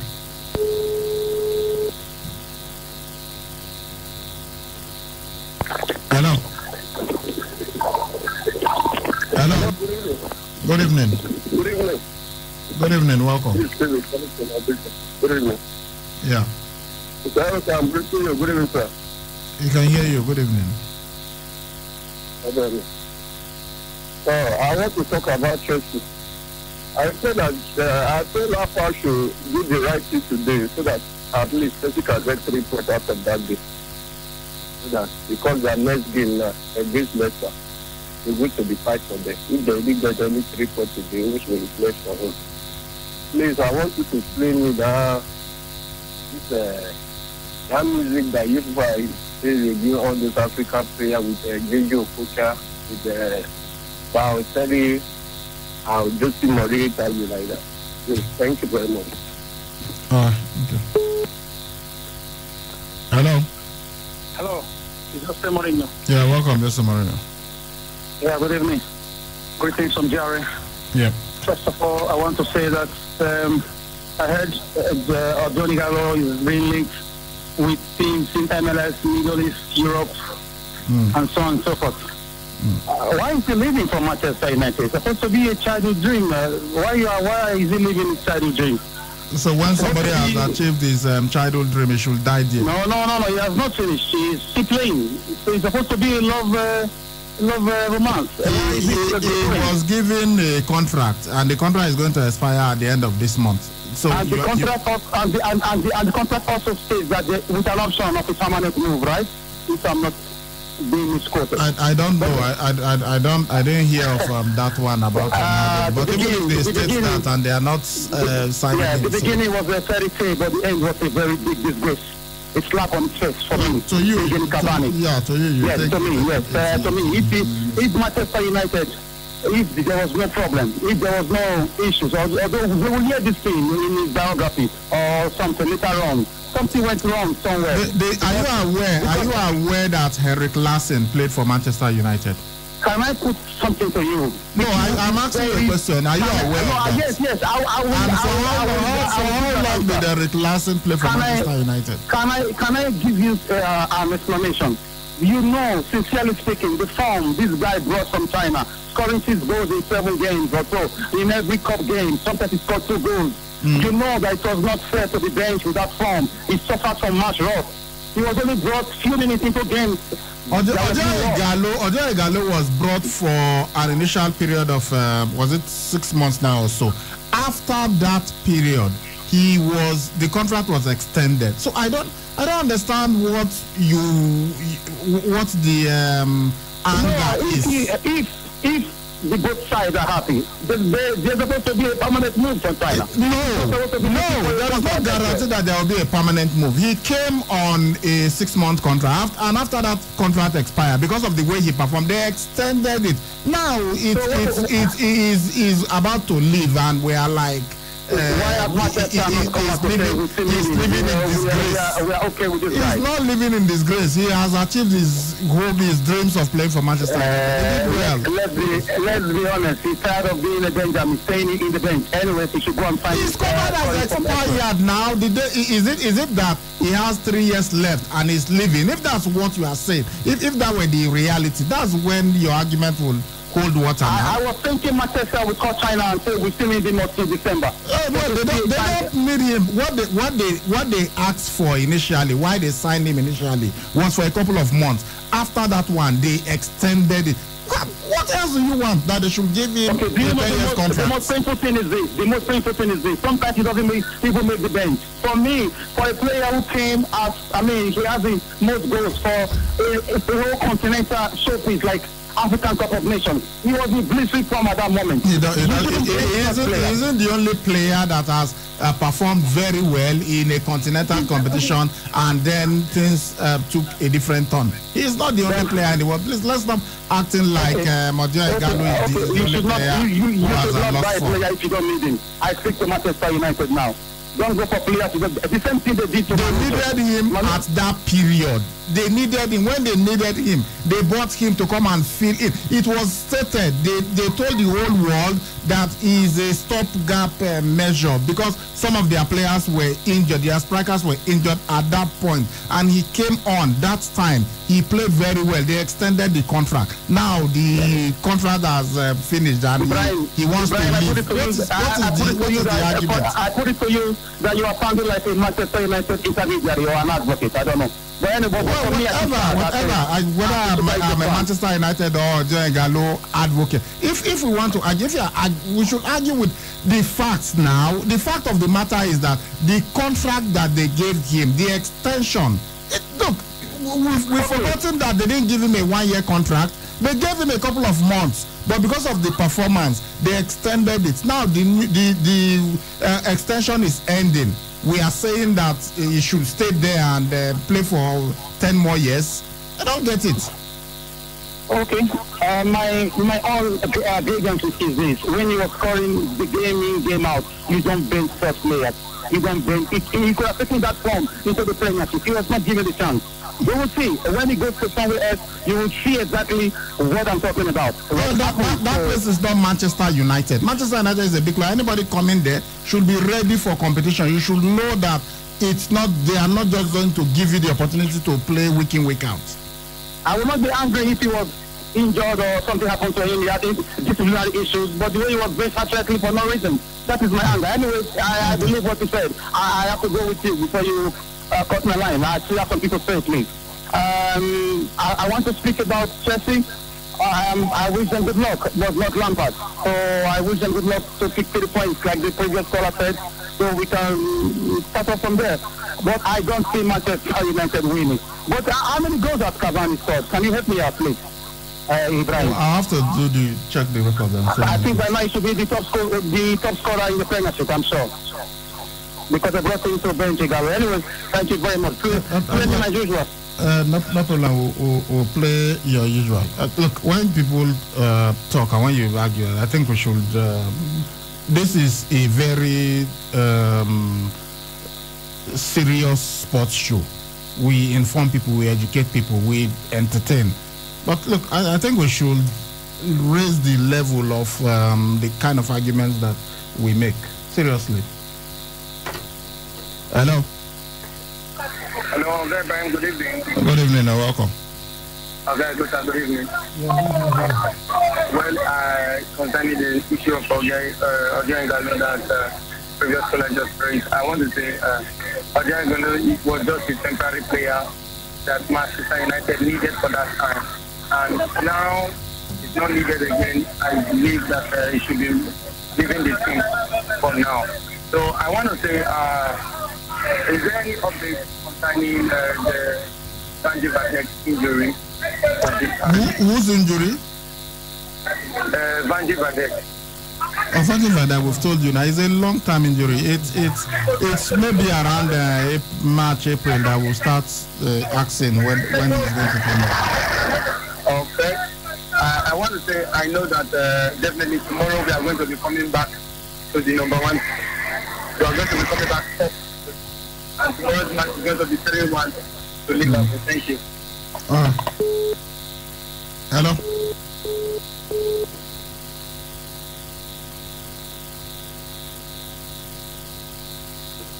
Hello. Good evening, sir. Good evening. Welcome. Good evening, sir. Yeah, good evening. Victory.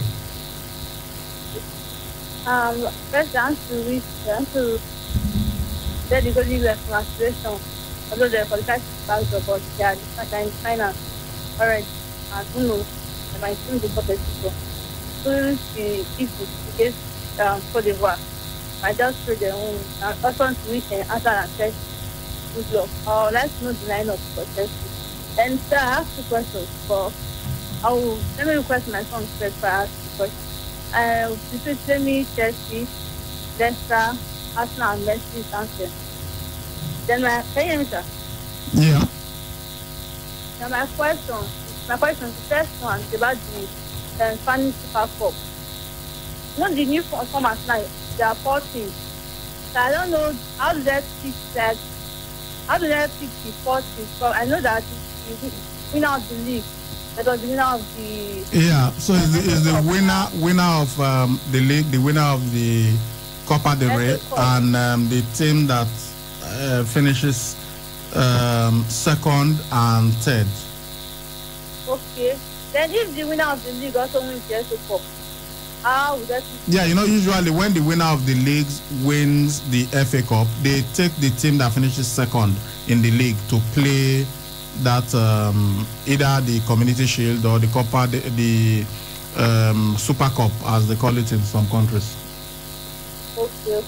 And my second question, the MLS, the major, the license football competition in America. The NFL, is it a second season or is it No, NFL is a different sport too.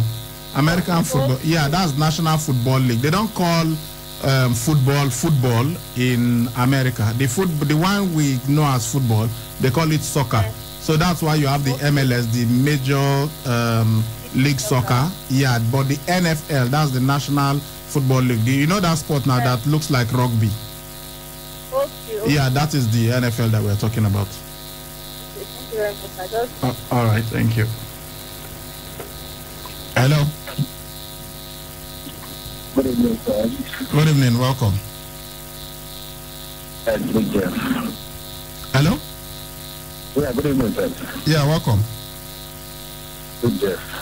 Oh, Big Jeff, great to have you. Welcome. Thank you, sir. I think Jose Mourinho is talking like a patriotic Nigerian. We're all Nigerians, and we wanted the best for Odion Igalo at Manchester United. Obviously, it didn't turn out as expected. It doesn't mean it's still not going to play out. Should go back to China and continue his career. But he might not even go to China. He might even still remain in the English Premier League. There are clubs in the English Premier League that are interested in him. During the first time he had to play for that club, what would have expected after that contract extension, expected the regular play from the coach. But you cannot take it away from Rashford, and that's it. But I think we see more of the best.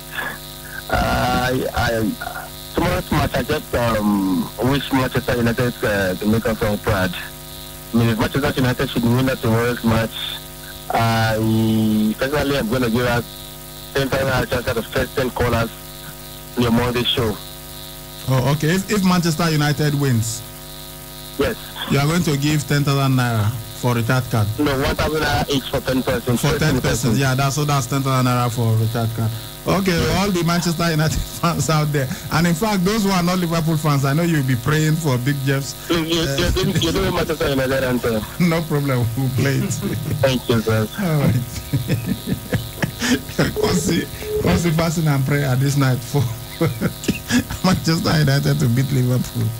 Okay, let's see what happens. The first 10 callers, the first 10 winners, we're still not going to contribute. but okay, well, Big Jeff, if it's a draw, I think you should give 5K because Manchester United will still be top. Hello. Hello, Guy Brian. Good evening. Good evening, Guy. What's up? Good evening. Good evening, my brother. Welcome. I'm Chelsea fan from England. Go on. Guy Brian. Yeah.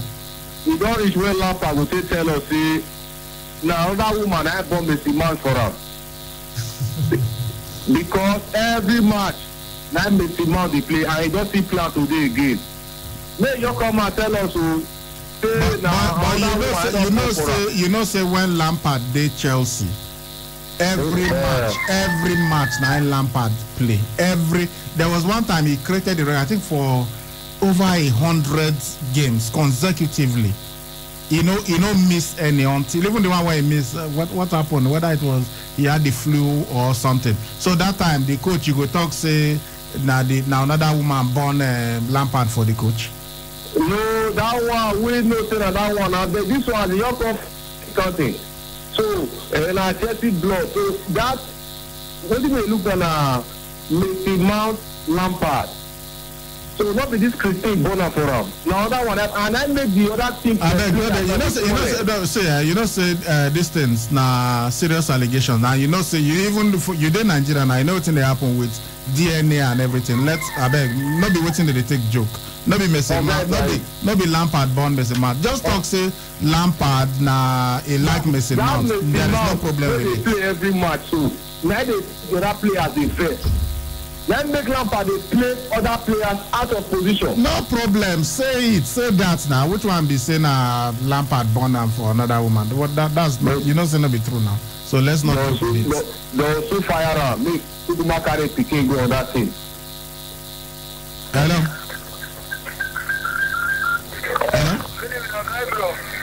Dan, just where you dey these days when they be like you they call from very far? I don't know that you are. I was listening to that guy, so I don't know that you have picked the call. No, it's not whether you knew or not. I'm talking about the quality of the reception. The quality of what? Sorry, sir. The quality of the call now. It be like you they enclosed space or very, they clear like before. It's just like it's the phone that I'm using right now. Even I myself, I'm complaining. Maybe it's the phone. Okay. Good evening, Grandma Strand, guy, bro. I play in the 30 minutes time or 40 minutes time. Chelsea is going to play. So I pray that they should win their match. This one, some people are saying that this and that. At least Lampard like Mouth, that's the only truth about it. It's not the other way around. After even Lampard, forget about Lampard. The one about this guy that left Chelsea for that number 2, Abramovich, they call himself.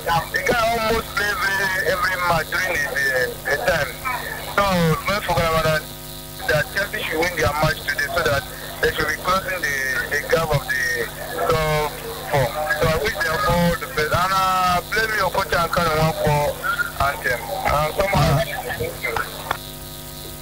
Hello. Good evening, gentlemen. Mr. Thomas, welcome, sir. Correct. That's the boxing legend. Welcome, sir. How the job, how family? Fine, sir. Okay, what of my friend now? Where you go? He has left KUFM. We've announced it for some days now. He's no longer with us. Okay. I'm praying for Chelsea to win today. Let's see, each of my children belong to Chelsea. I'm also a Chelsea fan. So I want Chelsea to be winning every time. I admire the way Jose Mourinho analyzes the game and his concern for Chelsea. And that was why he was arguing about Manchester United and our big man. So Manchester United did not treat him fairly. At least they would have been putting him on the bench. There are times he won't sit down on the bench. And they brought him, the purpose they brought him, he fulfilled it, and he acted as a good player. If I were Man, I would have also extended his contract for another 1 year or so. Yeah, but they extended. Sir, please listen to what I was trying to tell him. They signed him for a couple of months. Then, because of his performances, they extended it. Now the contract is about to expire. Yeah, he has not played as much as he did the first time that they signed his contract. But look, this is Manchester United we are talking about. This is one of the biggest clubs in the world. They signed a player that went to China. They brought him from China, and it is the childhood dream of Odion Ighalo to play for Manchester United. So the way people are saying that it is a disgrace at the end of his career, I'm saying, look, this guy has already achieved his dream. Do you know that Odion Ighalo even took a pay cut? He was earning about £300,000 in China. His agent told him that if you are going to Manchester United, it's going to be less than that. He said, I don't care. Make this thing work, because he wanted to play for Manchester United, and he has done that. And besides, he got a contract extension. So what is there any guarantee, even for people on permanent deals in clubs, that your contract must be extended? So it's not like they brought Odion Ighalo and made him a slave at Manchester United. They brought him just because they did not have many of their strikers available at that time. They were injured, and that's why they brought him in to help them in that department. When the strikers that were injured at that point now regain fitness, it's only natural that Odion Ighalo's chances are going to be limited. They now went and brought Edinson Cavani, who is even older than Odion Ighalo. But of course, we know that Edinson Cavani has got a higher reputation in world football than Odion Ighalo. So why are people getting angry that Odion Ighalo is not getting the chances? It's okay to feel bad about it, but to start saying that, some have even said Manchester United is a racist club for not playing Odion Ighalo, and Odion Ighalo has been disgraced and all that. I'm saying no. The coach is not racist, because we have other black people playing there at Manchester United. And two, even if Odion Ighalo is not playing now, it doesn't take anything away from what he has achieved in his career. And besides, he has fulfilled his childhood dream of playing for Manchester United. So people should just get off his case. Thank you very much. Please, you play me Chelsea item, and also Mourinho's Balotelli. All right. Thank you. We've got that lined up. Thank you. Hello. Oga Ibrahim, good evening. Good evening, welcome. And I'm Mr. Newton Saflero, special advisor to the government on Power Matters. Okay, Sonny, welcome. When I don't say request of me. Which question? Request. I want request for one for Messi anthem. Request now, no problem. I want request for when I play Messi anthem. Okay. And seriously, your guy Brian, seriously, from the bottom of my heart. I really can't say you and the one I do for sports show. In fact, I'm not even going to buy anything. I don't know when that accommode money buy sport paper. Because everything you about sports, I beg, may God bless the USN. You guys will be long. Amen. You guys will need to see the lane of day. When I do well, Thank you, I appreciate it.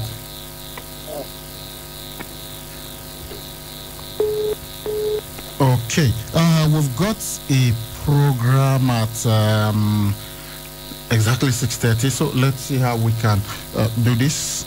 Let's quickly take the Okay, let's go on this commercial break. Then when we return, we'll take the text messages and then we'll play the request song so that the sponsored program can come immediately afterwards. So let's take this. We'll be right back. Yes, dear. I'm tired of the poor power situation. Every time I stock the fridge, I come back to spoiled food. I think it's about time we go solar. How? With Vertical Solar, we can have all our appliances and electronics powered by solar, and they allow us to pay small. We can pay installmentally with as low as 36,000 naira monthly, spread across 12 months. Tell me more. I know you like the idea of paying small. Vertical Solar range of products can power all household devices, including air conditioners and water pumps. What are the benefits of solar power? We are talking uninterrupted power supply, no monthly electricity bill, no more spending on generator, and no more generator noise. I see. But how can I locate Vertical Solar? Head now to 28 Country Home Metal Road off Ajib Junction, Sapele Road, Benin City, or Blossom Mall beside Stop to Shop stores, DBS Road, Asaba. Or you can call them on 0816-170-1105 or 0703-623-4843. You can also send them an email on info@verticalsolar.com.ng. Vertical Solar, your lifetime power partners.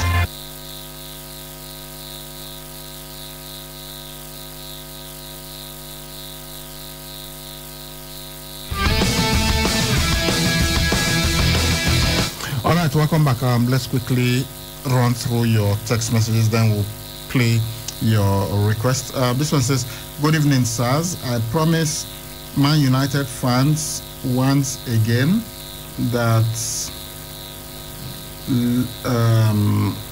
Liverpool are going to shock them tomorrow. Liverpool fans should gather to celebrate their victory tomorrow. Good luck to my team as we take on Newcastle United on Monday. Granit Xhaka from Ikoba Hill. Okay. Please, guys, what is Chelsea's team list against Fulham? Okay, quickly, let me just give it to you. Good in goal, we have Edward Mendy, then Ben Chilwell as the left back, Thiago Silva and Antonio Rudiger. The centre backs, the Cesar Spilicueta as the right back. Then Mason Mount, Jorginho and Mateo Kovacic from the midfield, while the attack has Christian Pulisic from the left, Olivier Giroud in the centre, then Hakim Ziyech on the right. That is how it is set up. Okay. This one says, okay, Ibrahim, why is it that Maradona's hand of God was not cancelled, but in another sports, after discovery as cheats, they will strip them of the mental greatness? I don't understand what you mean by stripping them of mental greatness. So, but at that point, they didn't have VAR. So there was no, it's only those of us watching replays, but the referees do not have access to that. So that's why it wasn't given as handball. Okay, but I assure you, if it were today, that goal will not stand. Good PM Men of Sport, please. I want to know what's going on with NWFL, and I want to know if Ben Insurance will be playing their home matches at the Samuel Ogunwusi Stadium when the NNL commences. Well, that's what they said, that they'll be playing there. For the NWFL, they are going to resume on the 20th of January. They want all the clubs to, follow strict COVID-19 protocols with testing of the players. They said all players must be tested from certified centers. They want the results that they will get where they go to do their tests to be from specific centers. The quality of the EPL has not dropped. Rather, it's the team Bruno joined that really ignited it. He has got goals and assists and deserves more. Prexy in Okomu. So the other times in the past, we didn't have players getting goals and assists. We're talking Thierry Henry. We are talking Gianfranco Zola. We are talking Dennis Beckham. We are talking Patrick Vieira. We are all of these guys. Cristiano Ronaldo in Manchester United won it only 4 times. So that's what I mean. And this guy has been there for just 1 year, and he's won it 4 times already. Yeah. Okay. This one says, "Good day, sports crew. I want to say thank you guys for a great work. What about Man City's? I'm wishing Man City success on their game tomorrow. Please, sir, play me Man City anthem. Thanks, Evelyn from 5 Junction. Good evening, guys. Happy New Year. I commend you guys for the good works. I am Momen from Benin, here in Ekenwa, and the Barca fan of Messi, and great, thank you, Ibrahim. Okay, thank you. Good PM says, can you please throw more light on American football? Is it different from football? Smart from AI. If we're a TV station, I will show you a clip of American football. It's like rugby, it is different. They play football in America, that's the football that you know, but they call it soccer. So when you hear Major League Soccer, MLS, that is the football that they play. But when you hear football and it is in America, it's about America, it's something else. It's a different sport, that the one that looks like rugby. Okay. Happy New Year, sports gurus. Kindly play West Ham United anthem, Forever Blowing Bubbles, for my Saturday relaxation. Anthony from Sapele Road. I hope we'll have time to play all of these anthems, so, because we've got something at 6:30. Okay, let's see.